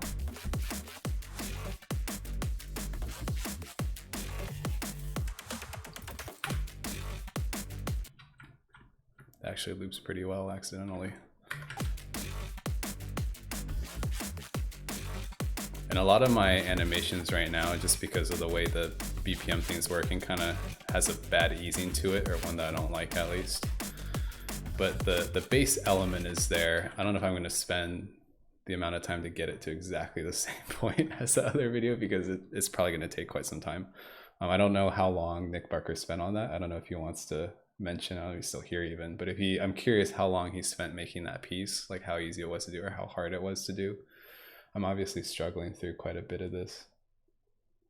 Yeah, the original A animation had particles emitting plus camera shake offset plus glow flash on the snare hits. Yeah, it had a little bit of everything. So we tried playing with camera animation now. Like I'm just gonna kind of really broad strokes everything here. Camera shake is an interesting thing. There's a few different ways of doing it. So you can have camera shake where the center point always stays the same, but maybe like the point where the camera is moving around. You can also have like this, you can see the center point's kind of wandering around. So there's a bit of like camera rotation happening, but the camera's also moving XYZ a little bit. And this kind of like camera sway is made to emulate like someone holding the camera. So this shake is like pretty consistent as this is playing, and what seems to be really jumping if you watch this center logo text is this zoom is kind of like snapping in and out, and I think that's what's kind of giving you that like snappy effect, but feeling like someone's actually holding the camera. Yeah, wiggle, exactly, make it wiggle. So with that one, I think this camera, there's action on 1, 2, and 3, but not 4. See, Ben's going to be way more attentive to the audio than I am. I am just a humble animator, and I'm honestly not stellar with discerning how audio gets broken up. I kind of just do it by feel. I think it's something to just practice and play with. You're going to have different results. But I'm trying to think what the best way to do this camera is. The rig in Cinema 4D that is used to emulate camera shake tends to have a camera position, kind of where the camera is, and then a camera target, so where the camera is looking at, and those kind of animate and wiggle independently of each other to give some of that effect. So I think I'm going to try that. Basically, if we give it a null as a target, and we'll just leave that null at 0, and then, you know, this way if you start moving the camera around, you get a little bit of parallax, but then you can also move this null around and you'll get some of that camera shake too. So I think we can kind of use nulls or envelope modifiers to tweak both of them, or sorry, not envelope, math modifiers to tweak both of them, just give it a bit of randomness. So, you know, I'll position X, copy that, position Y, copy that, position Z. So we have these 3 math modifiers for the camera target right now. What's going to happen is they're all sine waves, and even if you make them noise right now, they're all going to be the exact same waveform. So you're going to have to, what I usually do is offset them. So, you know, just offset one, offset another, and then you can see we have some shake already. This is quite intense, so I might, you know, slow this down a little bit, maybe drop an octave so it smooths out a little bit. All right, so we're getting some sweet camera shake already. The amount of camera shake is probably a bit too much. So there's our camera shake. I might put something in the center just to give us like some kind of reference here. So I'm gonna just really scale this down. There you go. So we have like a center just to look at. So you can see this is, you know, our center point's kind of wandering around right here. So right now we're only moving this camera target. So the camera itself is not actually moving at all. And that might actually be all that's going on in this video. I'm not sure if his camera position itself is actually moving. It's looking like only this center, like where the camera's aiming at, is kind of moving around. So I would personally, I would probably want to move the point of the camera a little bit as well. And let's just see what happens there. Because it'll hold the target and then you're gonna get kind of more interesting parallax now. Like I think it'll show that it's a bit more 3D, which would be a good thing, I think. I'm gonna just give these other random time offsets as well. Okay, cool. So you can see this is getting parallaxed a bit. Like if a good way to demonstrate this is if I just clone something on the Z. Okay. And then let's go like, okay, cool. So we have a line of spheres on the Z. And if I, oh, come on. When I do this camera shake, like if I turn off the camera movement, oh, too many there. So you can see as your camera aim moves around, you only see one sphere because you're not getting any parallax. But if I also move the camera, then you'll actually start to see the parallax shift and you'll see the independent spheres. So they're gonna give you slightly different effects. Like if I just turn that middle point off, the camera will always be looking at the middle, but you can see now the camera itself is kind of moving around in the frame. So when you mix both together, that's supposed to be the most accurate representation of like real world camera shake. Because if you're holding your camera trying to film something, your hands move a little bit. So that's the camera positioning, these three moving the camera around. And what you're aiming at, you're never aiming at it perfectly, and that aim is going to shift slightly. So that would be these three. So these three affect like how much aim shake you have, and then these three affect how much like camera body itself shake you have. So if you hand hold a camera, you're going to have more shake here than you would if it was like shoulder mounted, for instance. So you can actually tune these to emulate different kinds of real world cameras, whether it's like a shoulder mounted camera, or whether like it's someone's camera phone they're holding with one hand. There's going to have different types of movement to it and like the speed at which it shakes and things like that. So you can play with this a lot to really tune in different effects. This is obviously quite a lot of camera shake because you're supposed to be rocking hard at a drum and bass show, right? So I think these might actually be a little too much. I might turn these down slightly. There you go. I'm going to turn this back off as a little reference. So we've got our camera shake. He had like a little bit of texture in the middle, right? He had like the name of the artist, and maybe I'll put Gloom in the middle of this. He did provide the audio after all. I don't know if he's got brand guidelines for his typeface. We'll drop in this type here. Let's pull a font. Maybe I'll do like what should I do? I actually don't have that many fonts loaded right now. Let's do like a Gotham maybe. I think I can just, there you go, great. So if we load up a Gotham font, and I'll just type, is that the name you go by? Gloom? Is that your artist, musician name?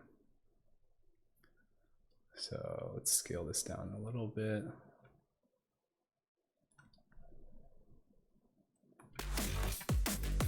So this looks like not very good right now compared to what Nick Barker had going, but it's a start. And the demo scene, got it.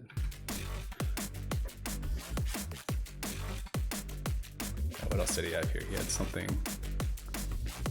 beta 1.02, so he's got like a little additional texture, so we can add another element. So type's something I've been trying to work on a lot more. It's I find it really difficult.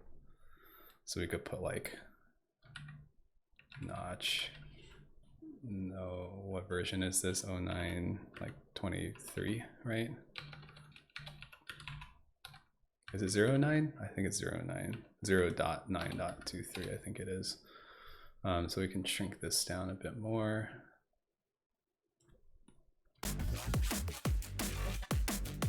There There you go. So we got the text in the middle. He had a bit more like HUD elements and stuff outside. I probably won't dive into that too much right now. But you know, let's maybe add a little bit of post effects. He definitely had some glow going there. If you guys haven't played with Glow 2 by now, it's actually quite nice. The way that Glow 1 versus Glow 2 works. So this was the old Glow, right? It's supposedly, from what Ben says, actually this original Glow is more resolution dependent. So it actually changed how it looked depending on how large your scene was in terms of resolution, or how large you rendered it. Whereas Glow 2 is supposed to be resolution independent. I haven't really tested that, but that's the word. I'm not used to talking this much. So I'm gonna use Glow 2, and a technique that Artie out in the UK brought up to me that I thought was really interesting was actually layering two types of glow. Because if you think about how things glow, right, you'll often have one that's like a much more general aura, and then you'll have one that's like a much more local luminance, kind of light emissive glow. So oftentimes the default is quite intense. So I'll bring the size down a little bit, and then I'll definitely bring down the intensity in alpha, so you kind of get this like aura. And then, yeah, Glow 2 is more resolution. Glow 2 is one more better than Glow 1. I like that. There's still such a where you can get issues, but I've shifted always using Glow 2 myself. Yeah, generally I like using Glow 2 as well. One thing I have noticed if you're making real-time scenes is Glow 2 is a bit more resource intensive than Glow 1. I don't know how it works behind the scenes. I don't know why that is, but it is something I've noticed. Like if you're hitting performance issues, Glow 2 can sometimes be a little bit of a performance suck. It's not a huge amount, but it does have an impact for sure. So then, you know, I'll turn this off. Let's get this local glow honed in a bit there. Everything's white, so this threshold isn't going to have a huge impact there. Blur scale. Oh, I did the two wrong ones. There we go. So get a really like nice and tight glow mixed in with our larger aura. Oh, that's too much now. So that's a little bit of glow there. That's not bad. It's pretty close. One thing we can do too, because we've made these all, what's it called, all shapes, is we can actually use some depth of field. I think that would be a cool effect. One thing I noticed in Nick's video too is he kind of has the shapes fade when they get too far into the distance, or also fade when they get closer to the camera. So we have our depth of field. Let's tighten in our focal range a bit. And then our focal plane distance. I think the glow and the depth of field is probably going to have a little bit of an impact. So that already looks quite a bit more 3D, you could say. All right, so stuff kind of like fades off as it goes into the distance. That's quite nice. One thing I want to try, I was thinking about this last night. Someone says Glow 1 is a joke. Is fog. I think we can use fog. This is an idea I had last night going to sleep. Is I think we can actually use fog to make stuff more hidden. I'm trying to remember how this thing works. We have sun color, right? I don't want much sun, but I do want some fog. Distance. I don't know if this will work actually. I think I might need, oh, I don't have any of this stuff turned on. Oh, anti-aliasing, yeah. I can't remember if you need deferred rendering for fog. Let's see. There you go. Well, the fog definitely did something there. So you can see this fog kind of like doles things out as it goes into the distance. That is one thing that I noticed about his piece here, is you can see as stuff goes far back, if you watch some of these rings as they extend into the distance, they definitely get fainter. So I think the fog can kind of help with that. It could be a technique. You could also have like some distance shading or some weird stuff going on. But I think this doesn't look terrible right now. So let me just adjust this slightly.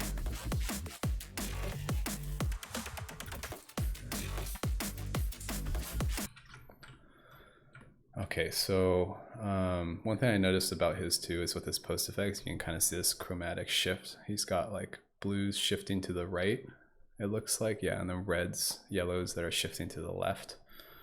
So film grading does that kind of. I don't think it's going to do exactly what he's got going there. And I know how much everybody loves chromatic shift, right? So that definitely brings in a little bit of color, which is nice. But one thing you'll notice is the film grading chromatic is always radial. So the blue stuff gets shifted to the outside and then red is kind of on the inside. So, you know, his is slightly different because it's all kind of one way, not radial. You could emulate this by doing a few like render layers and just tinting it blue and laying it on top, doing like an add blend mode. But I think this gets you pretty close. I don't feel the need to troubleshoot that so much, and often one is too much. You'll want to, like, you know, kind of tweak that down a little bit. It's just too much film grading. So this blur amount is like how far out from the center it starts taking effect. That's what I've noticed. And then chromatic amount and blur scale is in the area where it is getting affected. How intense should that effect be? We can also even add a little bit of vignette here maybe. And so the order that you stack these is going to matter.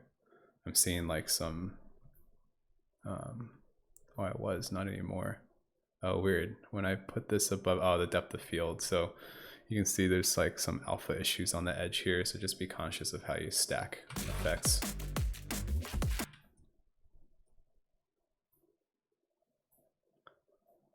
Add a little bit of noise, maybe give a little bit of texture. That's not bad right there. So let's try and bring some particles back into the mix. Film grade plus LUT plus motion blur by the looks of it. Yeah. Ben, why don't you do these live streams? I feel like you know quite a bit. I feel like you would put together a good live stream. Oh, that's a lot of particles there. So to troubleshoot some of this stuff, I'm just gonna turn off some of these post effects right now because I can't see what's happening. I'm gonna stack these all together there. So right now our particles are still only coming off of those diamonds. I'll stick to music. Fair enough. And they're just hanging around for a really long time. So I think we're gonna make their life quite short. That's kind of cool. Get some particles right there. One thing that's always the case is your default particles are going to be these square sprites. So I pretty much almost exclusively use the ones that come with Notch. So in their sample projects, sample resources, you'll have some basic shapes there, like circle.dds is one that I'll commonly use, and also a gradient circle B alpha. The only difference between them is the circle DDS is like a solid circle, whereas the gradient one kind of has like a soft edge fall off.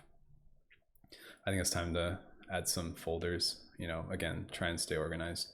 So I'll add one called audio. I'll drop Ben's track in here. I'll add one called sprites, where these two images go. And then maybe I'll add one for type for the font. So one thing I've noticed with folders is you actually can't rearrange them. This is something I've requested. I hope people from Notch are watching, is come on, let me rearrange these folders.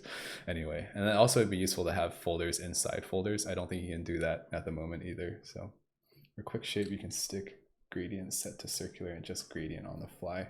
Yeah, that's another way to do it as well. I think there's like multiple methods to try to make kind of what we're doing here. I just mainly want to do the splines because it gives you a bit more control in like how exactly it traces on and off. You have to fiddle a bit more with the spline time min and max, but that's actually a really good idea. That's a good technique. Gradient, interesting. Well, oh no, he's saying for particles, for quick shape, you can stick gradient set to circular and adjust gradient on the fly. Huh, I didn't think of that. What's heavier, like generating that gradient statically once in Notch, or loading in like a sprite image DDS? Let me try that right now. I've never tried that. So you're saying take a gradient and just stick that into the image node here, I'm guessing. Or no, gradient. Oh yeah, gradient. So he's saying set this to circular, linear radial. Okay, and then that should now be the image of your particles. That's the idea. Yeah, that looks like it did work. We're gonna tick static, more flexible and lighter. Is that better than an image? Really? I wouldn't have expected that. wow. Glad I'm doing this. I'm learning stuff in this process. This is great. So I'm guessing if I wanted a hard edge, inner range would probably be the way to. Yeah, that's a good technique. I like that. I'm gonna start using that. Thanks for that. Bon Art, awesome suggestion. That's a good one. You're right, you do get more control, like the size of it too. I don't know if I need like, I'll leave it at 256 for now, but that's cool. That's a really great idea.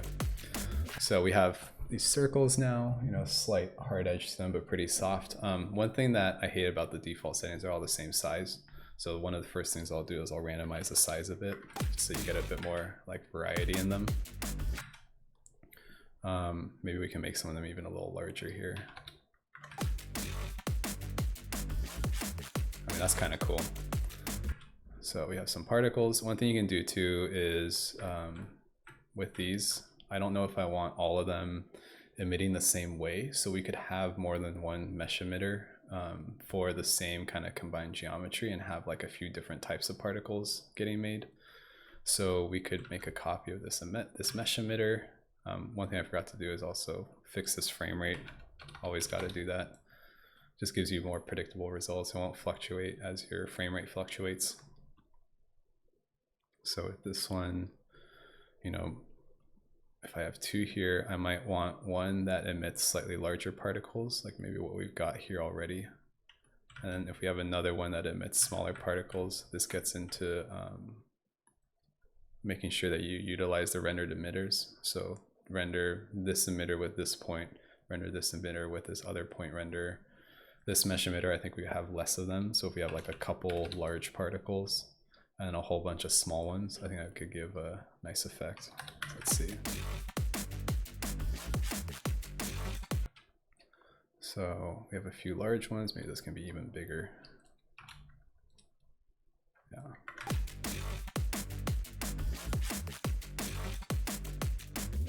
That's kind of cool. So if we try and do this for all the shapes, would it be worth showing how it's done in Stardust? I mean, maybe. I've never really played with Stardust that much. I'm mostly curious, Nick, if you want to just answer in the chat there, how much time did you spend making it in Stardust? And then, like, did it use many templates and presets in Stardust? Because I know a lot of those plugins come with a lot of like templates and presets that have a lot of this pre-made.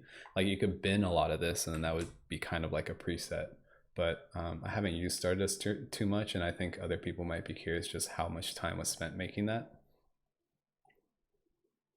I mean, obviously, making this for the first time is going to take the most time. So when you make something like this again, then you can reuse a lot of this stuff. So I'm kind of figuring some of this stuff out as I go too. So learning experience here.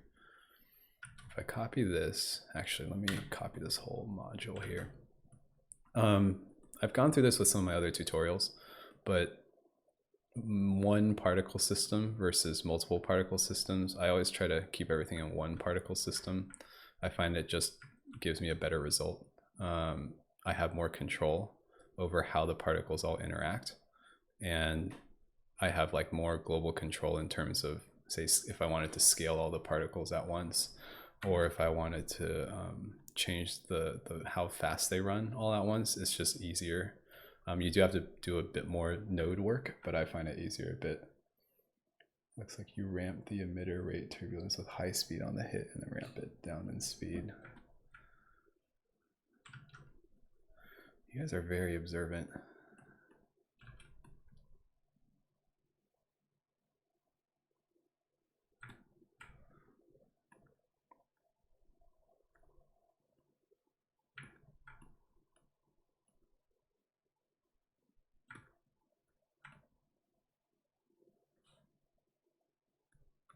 I'm totally not that observant.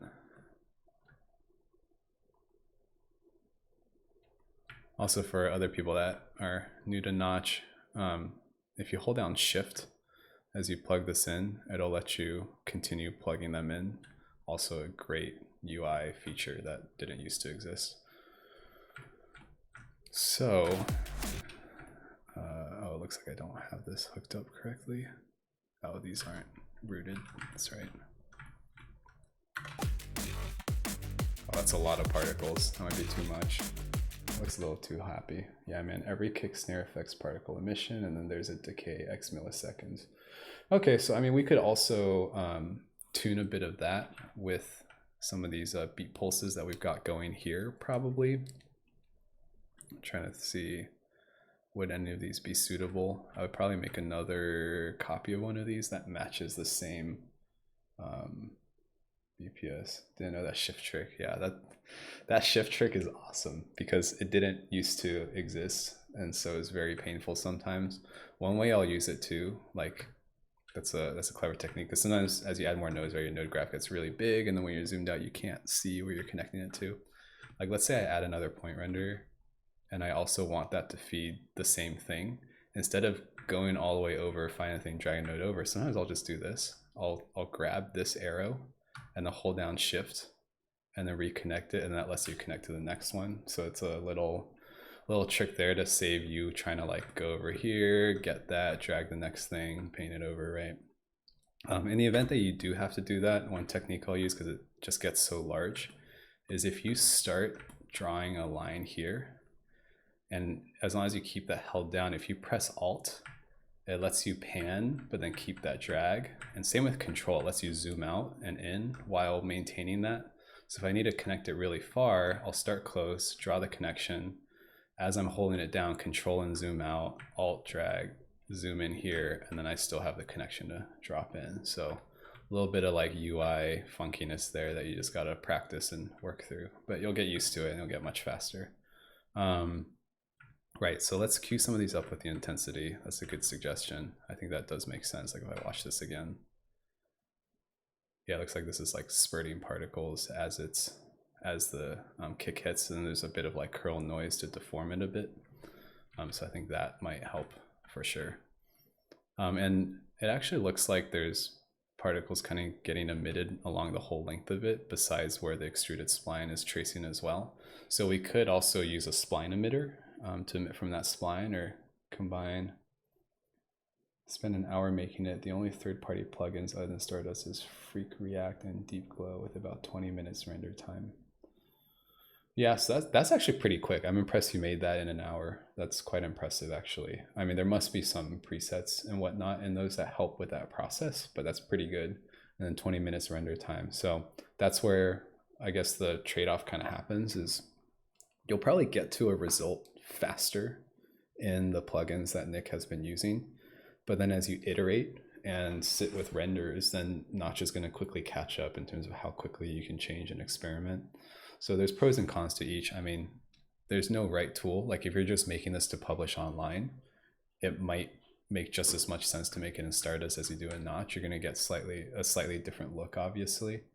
But I think it's important to learn multiple tools depending on, for various use cases. Like if you're using this for performance or something and it needs to be live, then you really can't use After Effects to do it. But if it's just for like a music video that you're going to post on the web, then nobody really cares what tool was used to make it. It's more about the look that you're going after.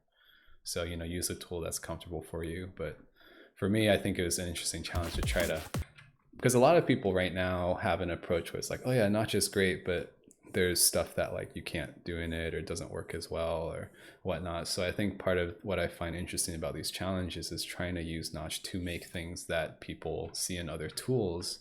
And it's hard to wrap their mind around, like, man, how would I even go about making this in Notch? So obviously this isn't the same quality level, but I think the base concepts here should help you get to a point where you can tweak it to get the same quality level. So if I try changing one of these emitters, let me turn the rest of these off for a moment. See if I can just get this one to emit on the beat. And I think we can tune emission rate here. That's what I would probably tune. If I zero that out, so we have emission rate. And with this one, I probably want the attack to be really sudden and it to have a slow decay. I guess, right? Obviously it's triggering at the wrong time, so I probably want to.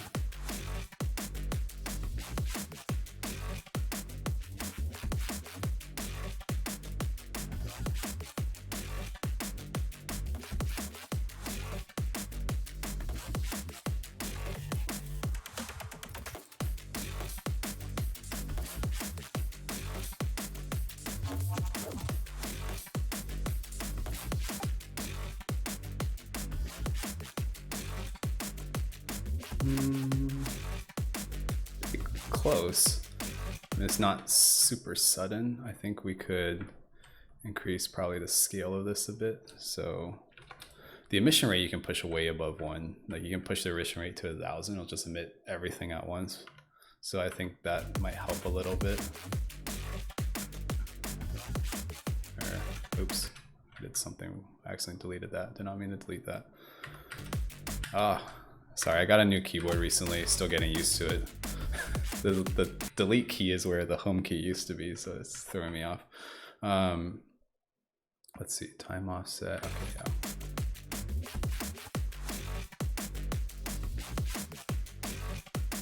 That's pretty close there.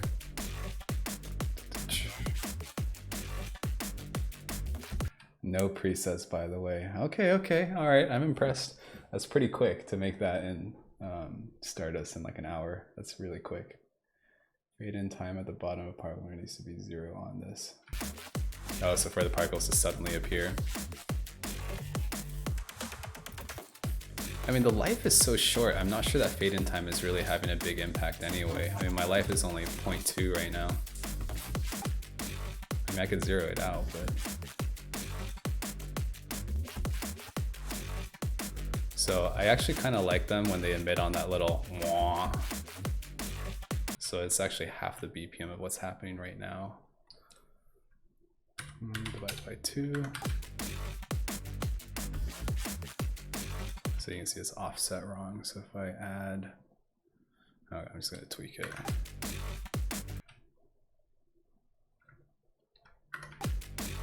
There we go.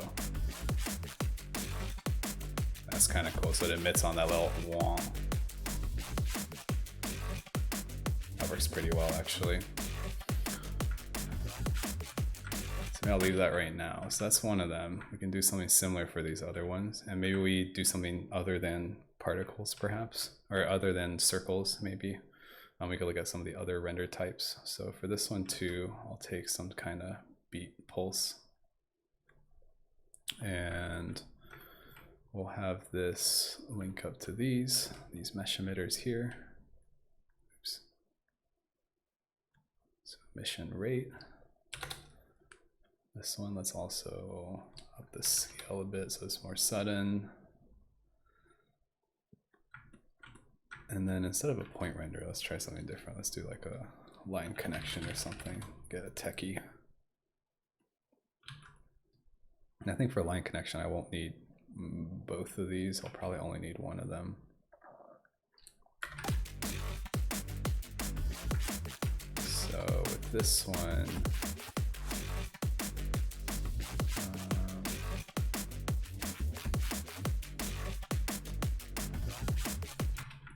okay, let me see, like now I'm getting overwhelmed. I gotta turn some of these off to really see.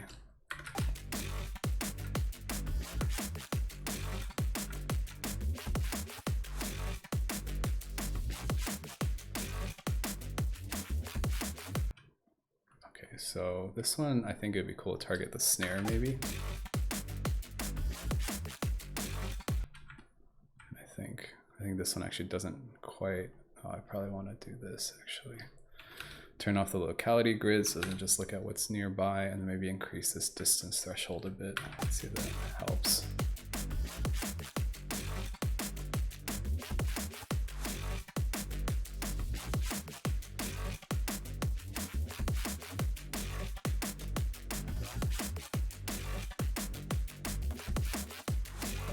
That's kind of cool, actually.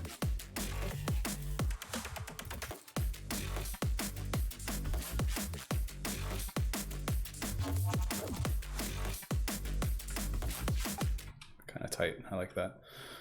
So let's see, line connection, we could probably have a few points that pop up. Is it too big? But scale this down a little bit. It's kind of a cool look right there.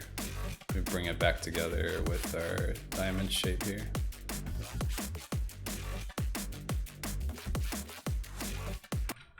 It's kind of interesting. I'll do a bit and show you how it's done. Hopefully Notch devs will find some inspiration. Yeah, I mean, so many of my feature requests to Notch come from other tools. Like, hey, this tool works this way and I really liked it. Can we make something like that? So for all of you out there already using other tools like you, Nick Barker, I would take any stuff that you miss or you find really helpful in some of these other tools and turn them into feature requests, like email Notch support. I think that's something that a lot of people may not find the time to do, like when you're busy in the midst of a project. Like if this was a client project and it's due soon, you know, I might not have the time to email that right now, but make it a thing to do and then email it later. I think stuff like that really helps get Notch adding features that make it easier to use and better. So it's important to remember to submit those. Like even if you just make a quick note and can't submit until later, I think doing that is really important. Bent probably knows I send in support requests all the time, and sometimes they're really long with like, hey, I was using this technique like with Notchmeister path tracing, I have all these ideas for how it could be better, and they may not develop it right away, but it'll make it in there eventually. Like some of the keyboard shortcuts I've asked for and they've added it and I found them supremely helpful, like the layer trim shortcut with the brackets. That's something I asked for because some other tools work that way, and I'm really glad they went ahead and added it. So if your feature request is good, you know, it'll make the priority list for sure. If it's not as, you know, necessary and not super, doesn't like progress at a huge amount, it might not make it immediately, but it'll at least be in their database and on their radar, which I think is a good thing. And then with this one, maybe we can make some different shapes. So now let me see if we can use this to make some more interesting, make some more interesting shapes here. If we kill this, I wonder if you can make a, let's see, gradient. I wonder if we can make a plus. Let me see what other generators in here. I don't know why I haven't tried this yet. Gradient, flat texture, plasma, polygon, star, tile sheet. Let's see what's in polygon. We have triangles could be interesting. 6 filled. Oh, you can draw just a line. Oh, this is awesome.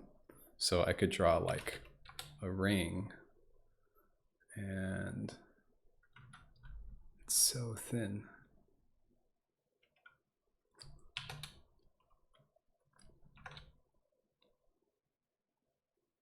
I mean, that's interesting for sure that you can just draw it straight in this. It looks like you can't change how thick that line is. I guess I could run this through like an edge detect or something.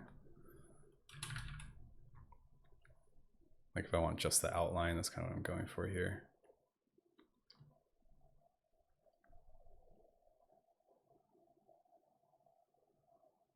That's weird, that's giving me like a black border there. There we go. So if I try feeding this in, I think that should give me a ring, right? Oh yeah, look at that. I see a couple rings there. That's cool. Great. That's a handy technique. I like that.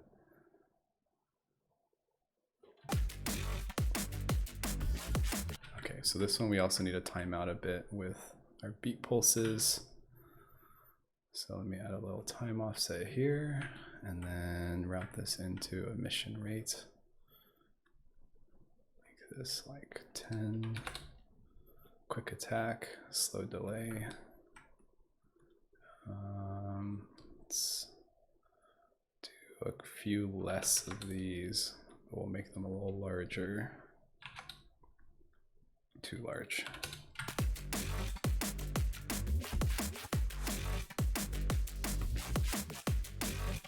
This is kind of cool already.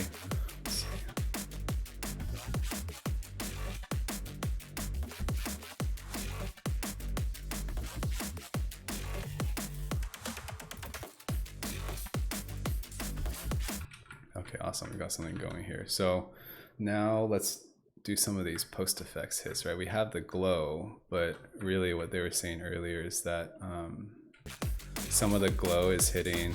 Oh, so this is one thing I forgot about. Depth of field is gonna kind of affect how particles work.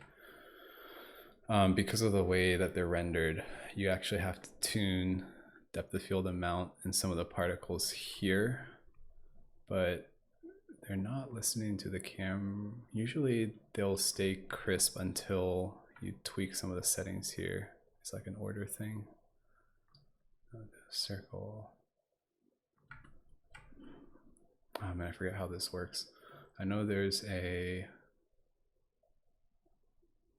usually this does the trick. Turn this off for a moment. Yeah, usually these listen to this depth of field amount. Yeah, they do right now. But then the depth of field is affecting them again, which shouldn't be the case. Yeah, that's weird.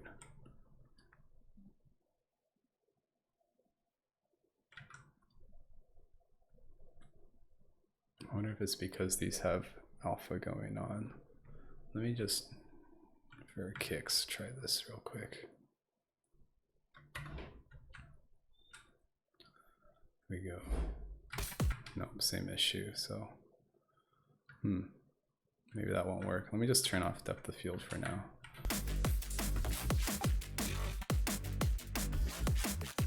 Okay, so we've got the particles. What was I trying to do? I was trying to, that's right, time out some of these glows. So I think we could probably use some of these same beat pulses to affect this glow here. So if we go, let me make an envelope just so it's easier to tweak both of these together. I'll affect this blend amount, we'll do a multiply. And then if I send this into here, come on, there we go. Oh, it's way too much right now. But you can see that the idea is there. The way it's working right now is not correct. Oh, right, it's because this one's scaled like crazy. So I'll just make another copy of it. That's why I keep them all in a column here. So I can just select all of them and change the BPM or whatnot if I wanted to. Or I guess these two have a different BPM. But let's see. The scale needs to come way down. There you go, so we got a little bit of that glow pop. I might range remap this a bit.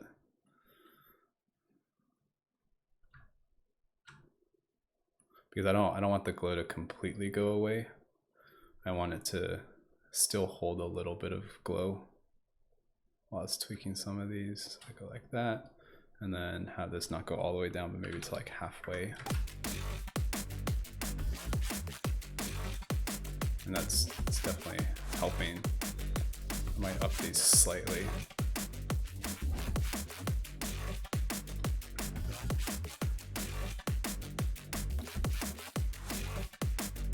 White full screen 2D plane and tweak the alpha. Interesting. Make that smoke look some of the original had. Yeah, I think I'm like getting distracted here with some of the other flows that are. But yeah, so like in the original one, thanks for reining me back in. He's got these much tighter particles that end up getting like displaced or affected, so that they make this like smoky, tendrily sort of look. So Ben's right. I think we can target some of that with just smaller particles, maybe more of them, and then having like a curl modifier or something. So with this one, I'm just going to increase our count a little bit here, so I have a bit of headroom. I'm going to increase our particle count here. I'm going to keep them small and turn off some of these other ones so we can focus on just these here. Okay, so we're going to look at just the diamonds here. Right, so it's drawing a whole bunch of particles. So I think what we can do is basically use a little curl noise. And just to start with, only affect these small ones. So a little bit there. I think this noise size can go down. These can maybe live a little longer. There we go, that's kind of cool. Maybe this can step up a little bit. That's kind of cool actually. It's pretty sweet. So you live even a little longer. That's pretty cool right there. I think we could also give them a little bit of velocity, maybe to push them towards the camera. Oops, not velocity node. Wrong one. I want the emitter to be affected. There we go. It's pushing them away. So let's go spin it around and then up that a bit.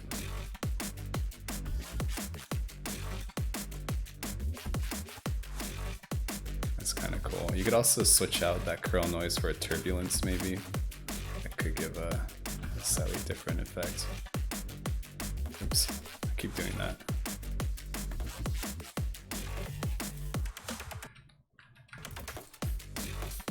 So noise scale. Yeah, that definitely looks a bit more organic there. That's kind of cool.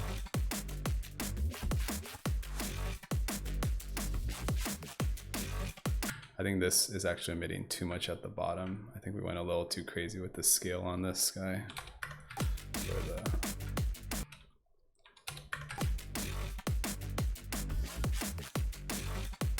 So we actually do have the camera moving in and out. I think what you're talking about is the zoom. So we can definitely add some triggers for that. The zoom effect that was going on, because that was pretty nice. I mean, those are pretty sweet in terms of as far as particles go. And you know, we could do something similar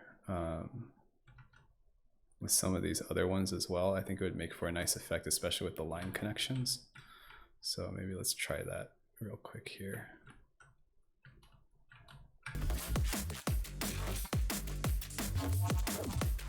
These live for such a short amount of time. That's way too many connections.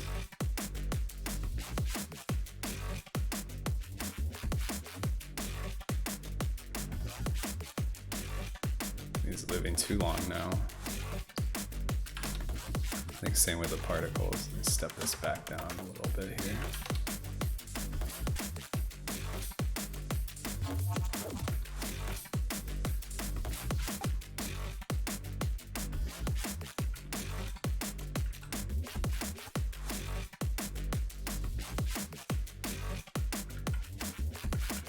That's kind of cool. So let me turn off the bounding boxes here. Why am I seeing? Oh, it's just I just only selected. That's all. Okay, so let's do this little camera zoom that he's talking about here. Basically, what's happening is in this original, if you watch the center text, you can see the camera's kind of like jumping in and out to give it extra impact. It's kind of like a scaling thing almost. But we could probably play with the zoom here to get this camera to like jump in and out. So same thing, I'd probably put it on a math modifier of some sort.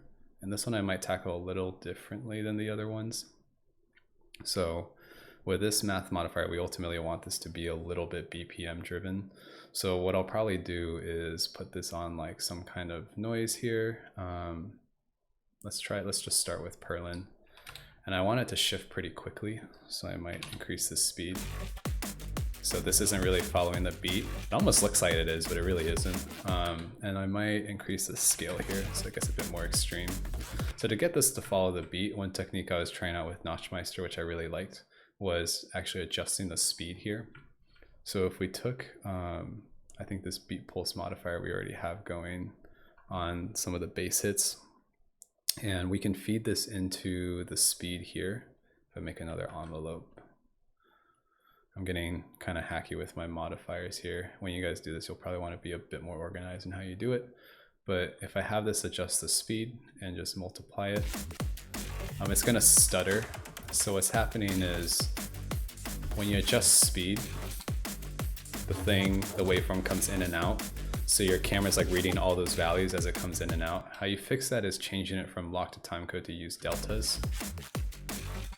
And then it'll run through a bit and then stop at a different resolution. So I think this, I might make like I said, I might make a new beat pulse for this because I think it needs to happen a bit faster. Like it needs to happen on more hits, this camera move. So if we multiply this by 2, let's So you can see it's like kind of tweaking out a little bit. I think this speed of 3 is probably too high.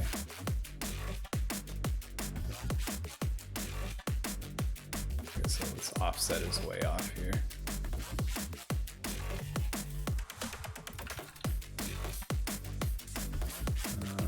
Let's even go double this.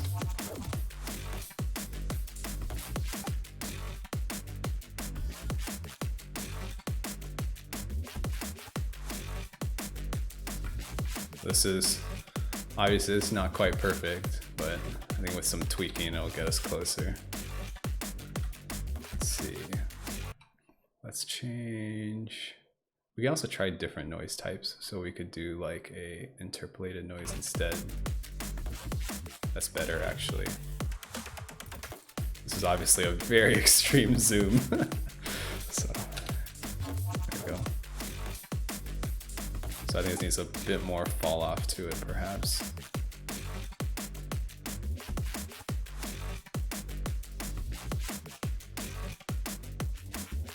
It's not bad right now though.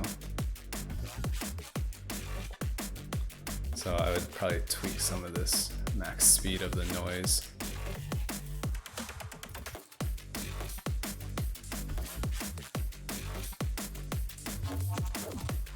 And you can use the same technique to tweak like your camera shake and your viewpoint shake. Like tweaking both of those can give you some interesting effects too. Like let's just play with that real quick. So I take this similar envelope and then affect the speed here and make it use deltas. You can see it kind of like does this lock effect. So I did the same over here. Speed. So it's very different when you animate blend amount versus speed. You're gonna get a different effect. So you can see the camera just like totally stops. So you can use this to get some like pop and lock effects with your camera. So it's just a very different look and feel. It's kind of interesting here too. But I think I like this just generalized camera shake mixed in with a bit of this zoom pop, you could say. So our glow is popping a little bit here as well. I feel like it could potentially be even more. Like I might change from this beat pulse that was going here and just use this one instead. Let's see what happens. So that way the glow pops as the camera jumps. It's kind of nice actually.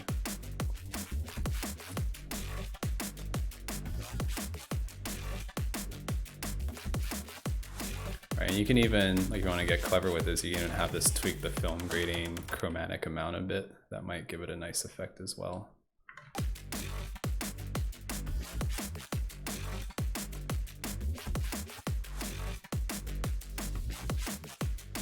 This is not bad. Like this makes me want to make some additional like HUD graphic flare elements to it.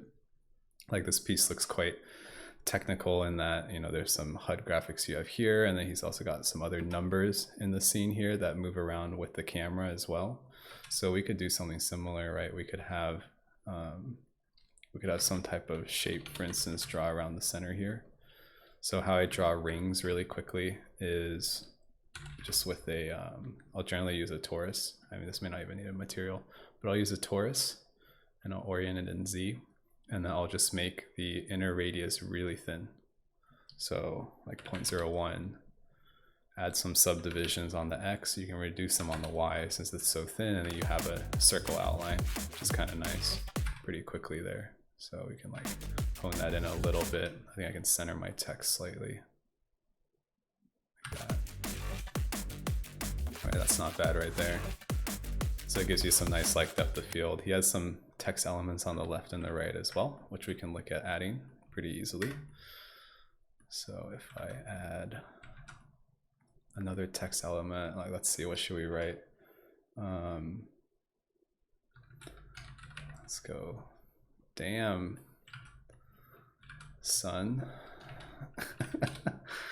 And then we can take one of these, rotate it.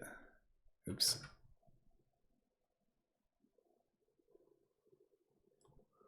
Oh God, I hate that. I gotta type it in. I have way easier time just typing in values. So this one needs to go -90.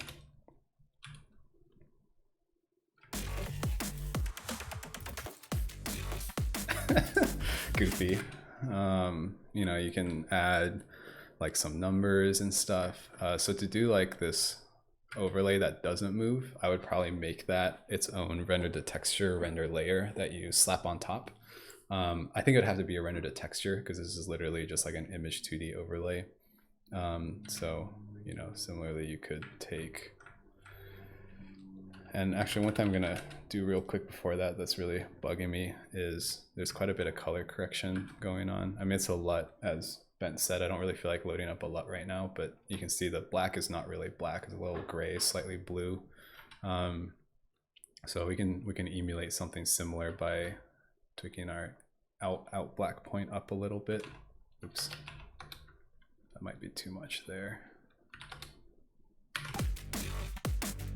So that's approaching the field. He's got like this kind of blue shade to it. If you don't have LUTs loaded up, you can also play with like color grading. I've done this a little bit in the past. You can kind of tint things slightly, or you can also offset. That might be the way to do this one. He's got this kind of blue feel. I wonder if offset's the right way. Actually, I don't. I think what I did wrong is I don't want it to be global. I want just the shadows to be offset slightly. There, so all the darks right now are slightly blue. So simple FFT. You guys can take it my day. It's cool. I plan to do this anyway. This is actually, I mean, at this point, honestly, I feel like we're pretty close, right? Like, it's not the same thing, clearly. I didn't try to make exactly the same thing, but you can fiddle with this and make many creative variations of this. I think at this point, I'm going to start opening up to questions. So Ben's asking about the FFT analyzer. So I'll walk through that. And if anybody else wants to post up any questions, I'll try to answer them. I think if I go for another like maybe half an hour or so here, I might have to look at signing off and getting some food, just getting to that point. But let's do that FFT analyzer and just put an overlay over this whole thing. So I usually start with a render to texture for these kind of HUD overlays. I probably need to do some cleanup here. I'll probably do some cleanup with this before I share out the DFX just slightly. But I'll take this render to texture, I'll feed it into an image 2D. That's basically going to be an overlay of the whole thing. I want to use an image 2D because it'll just automatically fill your whole frame. And I'll set this render, parent that to your root, feed it into your image 2D. Because it's blank, that's going to just clear the whole thing out. Like there's nothing in there, so it's just going to be an alpha overlay right now. So in terms of adding that FFT analyzer and getting it positioned right, let's just first add like a little bit of text to check our positioning here. So if I type in FFT analyzer, there we go. And I can move this down here. And so right now you can see it's in this render to texture, but it's following our camera. And that's because if you don't add a camera to this render to texture, it just uses whatever you have connected to the root. So you want to give this render to texture a different camera. Like if you want it to just stay still, than what you have actually animating your whole scene. And what I'm going to do is I'm just going to match my Z position to my zoom, so everything's kind of at a scale of 1. And then that should make it so that our image 2D, this text always gets put in the same place. So if I move this up a little bit here, you can see that this isn't listening to our scene camera anymore. It's getting rendered with this other camera and then put on this FFT texture. So he's got it real tiny down here. I think what I'll do is I will also make this a little bit smaller, move it up a little bit here. All right, cool. So we got our FFT analyzer, maybe even a little smaller still. Cool. So we got something in place, and then now let's try to add in the audio waveform. Something I haven't done in a little while. So let's try this. Probably a cloner and an FFT effector is how I go about it. So we have our play sound, so we can take that and feed it into an FFT effector. And I'm gonna kill everything else just so we can focus on this, and or not kill it, but just show it here so we can see raw what this looks like. And in this cloner, I'm going to give it a shape. He's got little bars going down there, so we can make little boxes similarly. Let's make this a box. Let's make it really shallow in the Z, kind of thin in the X. And so one thing that's a little tricky about clones and like FFT, like any sort of effector actually, is these shapes scale from the center. Everything scales from the center. So what you'll probably want to do is actually offset these with a null before you clone it so that you can scale it from the bottom. And just how to check that is like whatever you're going to affect is going to be one of these parameters usually. So if I tune scale Y, you can see it's emanating from the center instead of from the bottom, which is what I'm trying to go for. So I'll stick a null in the middle. And what I'll do is I'll move this null to the bottom. I think the whole thing is one tall, and I'll shift this shape up. And then in this null, when I scale with Y, you can see it scales from the bottom up.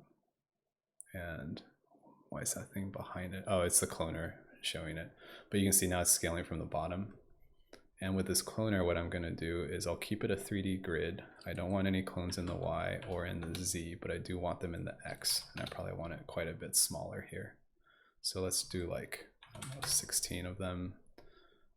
Let's shrink this Z, or sorry, let's shrink this X down slightly there. And let's make these shapes a little skinnier. So there's our bars there. We have our FFT effector, so let's just go ahead and feed that in. And we probably want this FFT effector to affect scale here. So we want to, I mean, I'm just going to do add with this Y, and I think I'm going to shrink down the exact scale. Oh, weird, that's still, oh, it's because this, wait, this FFT effector, oh, that's strange, it should be scaling from the bottom. I wonder if this needs to move up or down in space. No. Well, let me fix that in a moment. Let me shrink these down slightly here. Okay, cool. So we have something getting scaled up. Let's increase this a little bit.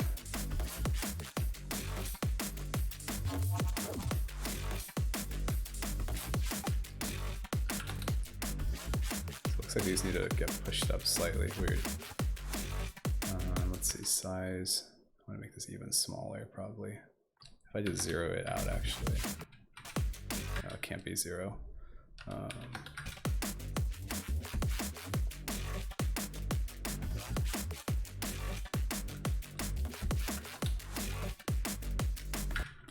Let's scale these up quite a bit more. Let's go like, oh, I see, wait. I'm doing the wrong scale here. I'm going to tweak this one.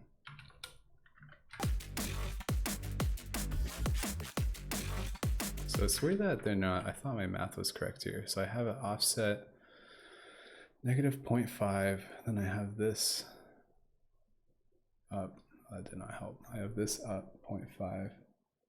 Got pretty close, man. I'll show you some workflows. The main way the beats are getting captured, Notch really needs something like Freak React. I'm sure you have some great ideas, Nick. Submit them, submit them. I want those features if they're as easy as you say they are. So this can be pushed up slightly, it looks like. Oh, I think I need to match. I need to match whatever my size Y is here on these. Looks like half of that, so 0.505. There we go. Now it sits on that line. I can bring this whole cloner system down slightly, just to sit right above that guy. And I think I kind of screwed this whole null thing up. I think I want to keep that null at 0 and then just shift this up by half of our Y height. Is that right? Something's still not right here. 0.0 or 0.005 is what I want to shift by. That's what it is. There we go. There we go. Got a little FFT analyzer going here. Let's see if we can make sure that we have this working correctly. This is using our waveform, and usually I will have to play with some element of the scale or sample scale here to get it to sample the correct part of the waveform. If I add a few more clones here so we get a little more resolution maybe, and scale down this X a little bit more.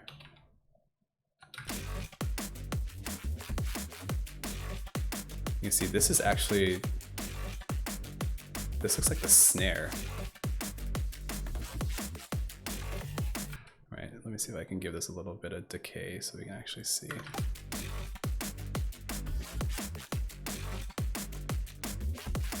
Yeah, this is like the snare over here. So there's a bit of an offset thing going on with this FFT.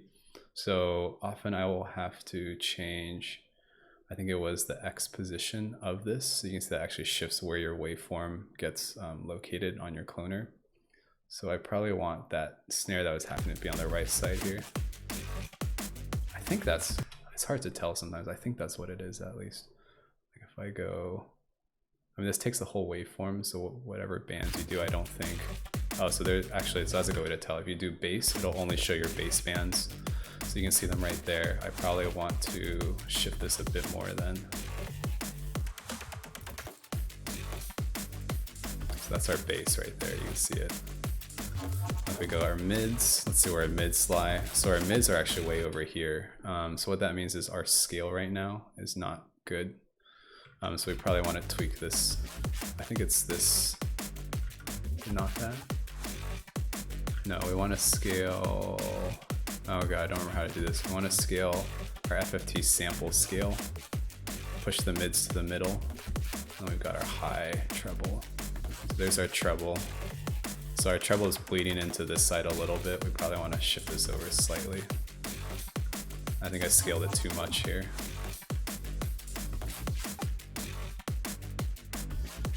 There we go. So there's our highs. Let's check our mids and lows again. So there's our mids. There's our bass. So our bass is actually bleeding over a bit as well. So it takes a little bit of tweaking to get it to center. I don't know why the default doesn't quite center the way that I would expect, but that's pretty close. So if I just show this, I'm not sure anyone would ever know. If we do waveform, so there's a whole waveform as it goes. You can also, like if the levels aren't where you want them to be, you can also tweak all of these obviously. It's just so it evens out a little bit. I know I'm doing a great job EQing. Similar, and throw this image 2D in a render layer. That'll give it like its own system. So it doesn't get affected by your post effects there. I'll go ahead and hide this. So see there we got our little FFT analyzer.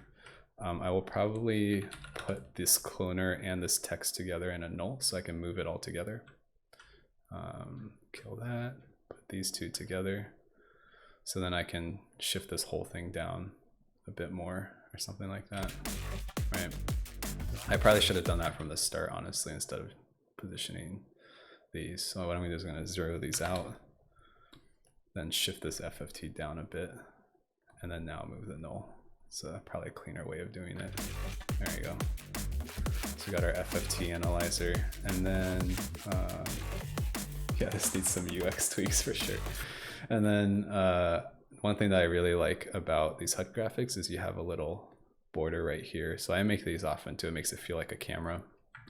And a really easy way of doing that, well, not really easy, but decently easy way of doing that is just with simple shapes.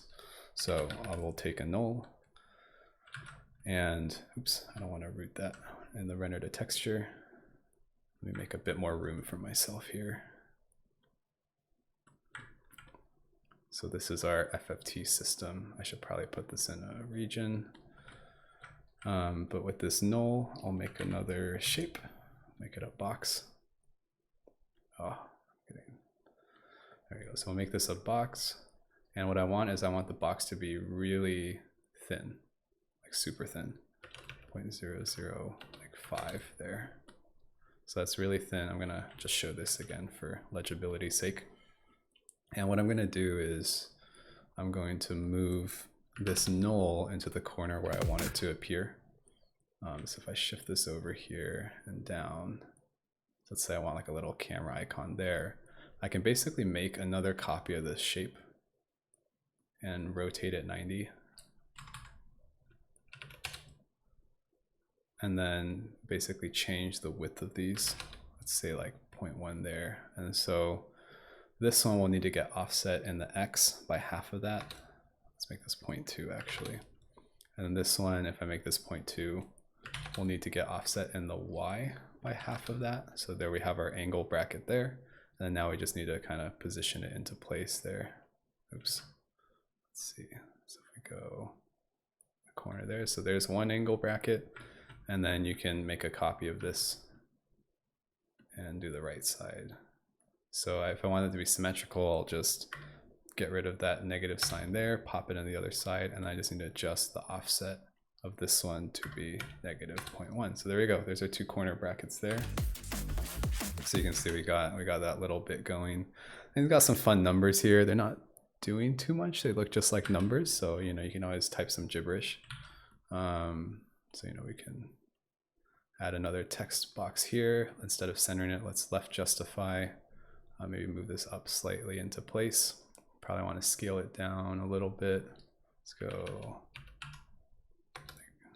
That might be too small there, maybe. And then let's just type some numbers. There, it looks really technical, right? How's that? Some numbers. We add some few more numbers over here. But here's something that you can do for fun: is you can also the color grading trick was really useful. Any more secrets into tools you might use in this last part? Yeah, you can use a modifier, exactly. That's what I was thinking too. That's what I was about to suggest. And you can do interesting stuff. Like you could take the position of your camera and turn that into a number. You could probably take the volume of your base and turn that into a number.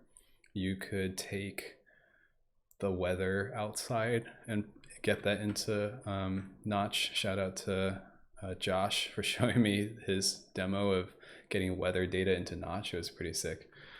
So with this one, we probably want to right justify. I'll scoot this over slightly there. And then, so what Ben's talking about is you could take a number, or what is it? Like to text, I think. I'm drawing a blank here. What's it called? As text, I think it's called. Yeah, value as text. And then you can feed that into your any sort of text node for your text string. So I could take as he was saying, a math modifier, and then pipe that into my value as text here. And you'll see this number is just now random. And if you don't want it to go negative, maybe I give it a Perlin noise. And if I don't want it to go negative, you can just hit use absolute value. You can see, so it just stays positive. So you can like put two numbers together and make it look like coordinates or something.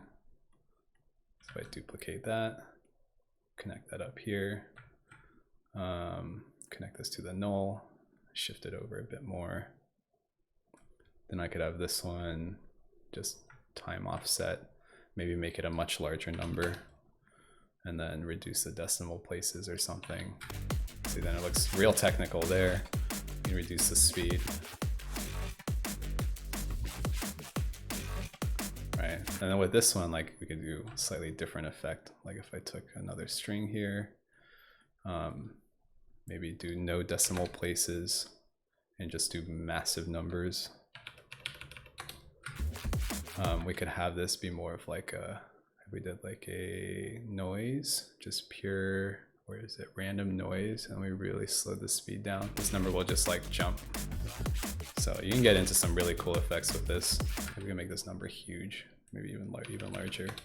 There we go. Just get like a totally random number there now. So it's pretty close. Let me turn this off. Let's look at this for a moment. Let me put this side by side and like compare here. Oops. UI.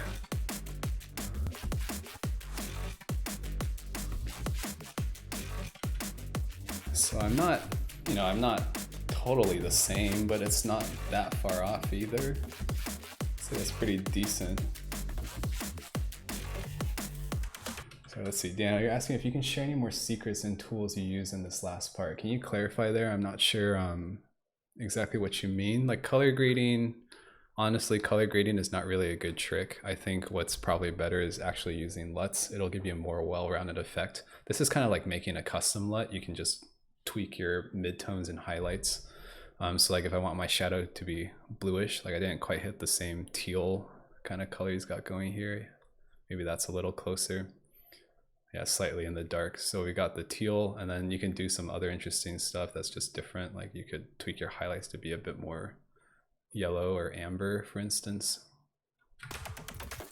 So it gives a slightly different feel now. That's actually a bit closer to what he's got going here. That already looks really close, in all honesty. One thing I didn't really go over, he's got a bit of fields going on, or what I would think of as fields. Like you could have the particles emit a little bit of smoky clouds and whatnot. So there's a lot you can do with this. You could even have, I only made 3 shapes here. Like you can make, with these 3 shapes, I only have one version of how it's tracing. So you can make way more than this one way that I have it tracing and have it do something totally different and like layer them. Didn't dare ask you to do the fields. That might be some other time. I think that's a bit beyond this one, but you know, you guys should all know how to do fields by now. I might just spend a moment here as anybody wants to filter in some questions, just try and clean this up a little bit and hopefully share this afterwards. But this got really long as you guys watch me struggle through some stuff. So I'm just gonna tidy this up a little bit. It just looks like blurred particles to me. Feel like overkill. But Bent, we like overkill. I like overkill at least. I mean, we have so much headroom. Like if you look at this performance, I mean, okay, so I'm on a 2080 Ti. I'm at 10 milliseconds on the GPU, so that's pretty good. You're dreaming of. So in terms of performance, this is quite good. And if you were to render this out, obviously it'd be very, very, very fast to render. So you could potentially even work this into a live set. Like if you gave yourself control over the BPM stuff, then you could use that to actually adjust on the fly. This isn't really FFT reactive, obviously, so it's might not work great for that, but you could probably come up with a system as well. You're just gonna have to really watch out for those delay systems. You might have to come up with a better way of handling that. You know, if I was editing a piece, you could get really crazy and just use the delays to like randomize how the things are tracing to get some flicker effects in there. Trying to think what else you could do. You could have different colors mixed in, so this is a very like black and white piece. You could do all sorts of materials and maybe make certain outlines a different color for emphasis. So I'm gonna just tidy this up for a moment here. This is pretty good, honestly. I'm a little OCD in my node graph organization. I like to keep everything kind of even spacing and nice and tight. Although I can use the same point render, I think just for cleanliness, I'm just gonna make a duplicate of that here. And these to save reason, you check static image. I didn't do that earlier. Just be careful with that, because if you check the static image and you make changes in it, nothing will happen. You'll be like, why isn't anything happening? Why isn't? And it's because it's made static. That's happened to me multiple times. So I typically won't make it static until the very end. So these can go a little tighter here.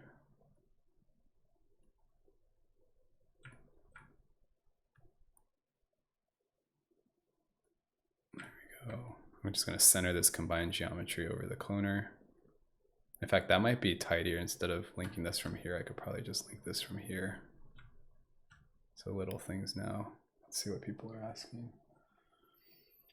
That's in Builder though. Exported, this will speed up significantly. Yeah, that's a good point as well. You know, if you're running this in Builder for a show, you're gonna have a different result than if you export this into a block or a standalone.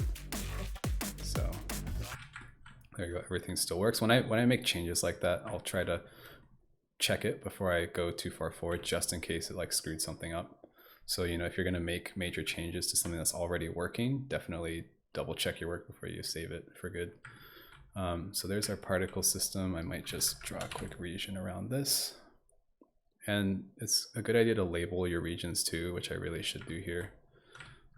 So one aspect that I really liked how they added this is you can change your text size, so you can make these super large so it's easier to see when you're zoomed out. I'm pretty sure this is like exclusively the one that I used. I wish there was an extra large, or even an extra large, because I tend to zoom out quite far. So these are wrong. These need to be hexagon. This one should be circle. And let's clean up some of the stuff here. So this is our HUD. let's take this whole system here and just move it off to the side a little bit. What's the best way to do this? So we've got our FFT analyzer here. So something that's kind of fun is I'll often lay these nodes out visually the way that they're linked up.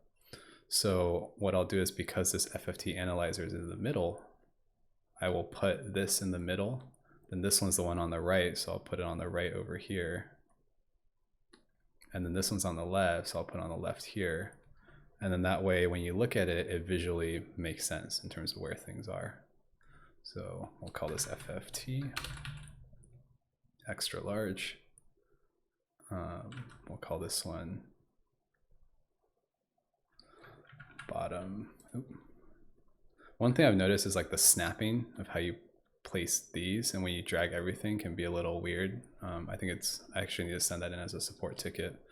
I think that everything should just snap to the same grid no matter what.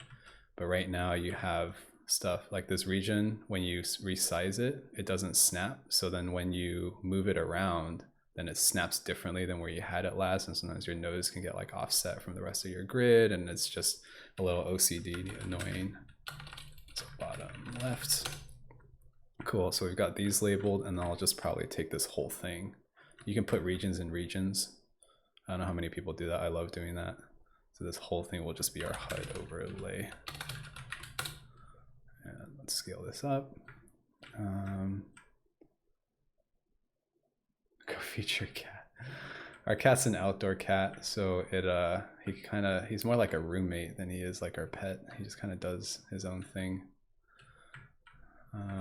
So cool, we've got the HUD, we've got the fog scattering. I'm just gonna finish this out, and then I think I got 4 minutes left, and then just quit out of this in a moment. So I don't know do it in this case because I really like the depth of field. And so now our particles are kind of doing their own thing. So you'll notice it's ignoring all the other post effects. You can also link them to the same ones if you want. That changed a couple things there. Oh, it's probably the alpha. Maybe I don't want to color grade that one. There we go. So now it's still using all the glow and blur and stuff. You can see there's a couple alpha blending issues here. So I would probably just, this is a quick and dirty way, just blend with luminance as alpha. If you really want to do it proper, you can make copies of all these post effects and do it. So I think that yeah, exactly. I think that DOF is essential for this. So I want most of the stuff to be DOFed, and then for these particles, I think we can actually tune some of this depth of field in the point renderers here. We can give them, I already have some actually, you can give them a little bit of depth of field there. So it helps just a little bit. So let me group, so this is the stuff in the center. I probably should null all of this, so I'll make another null.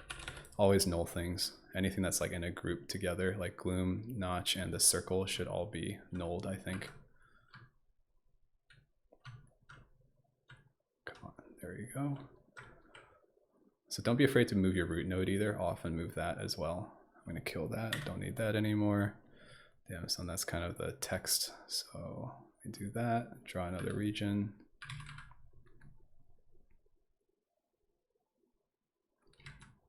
I'll just call that center. Not very descriptive, I know, but I think it's okay. Let me shift all this modifier junk happening. We've got our camera controls here. So that's our sound node. So let me draw something around the camera here. Oops.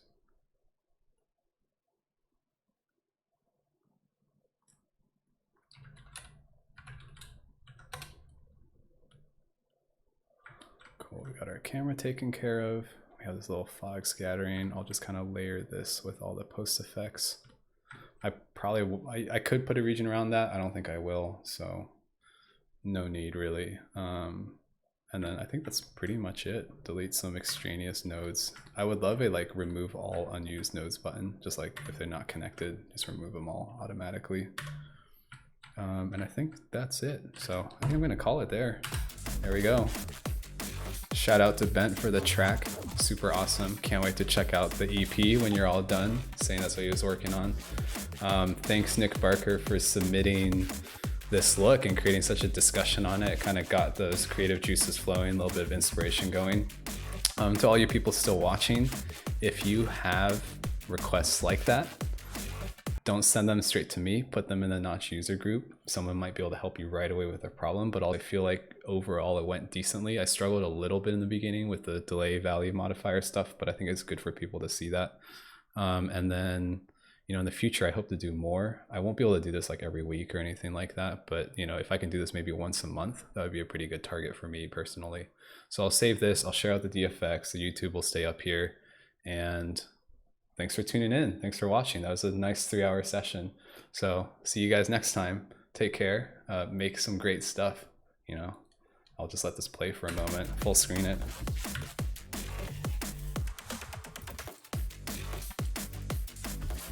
This looks like it's not rendering great, but I'll leave it like that. How about that?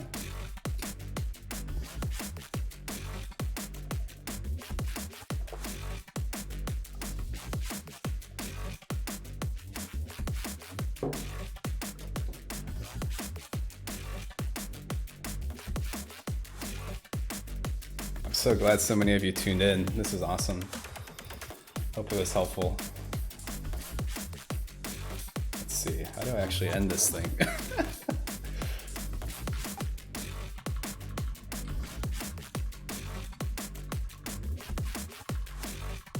My mouse is like having issues. 2 monitors set up.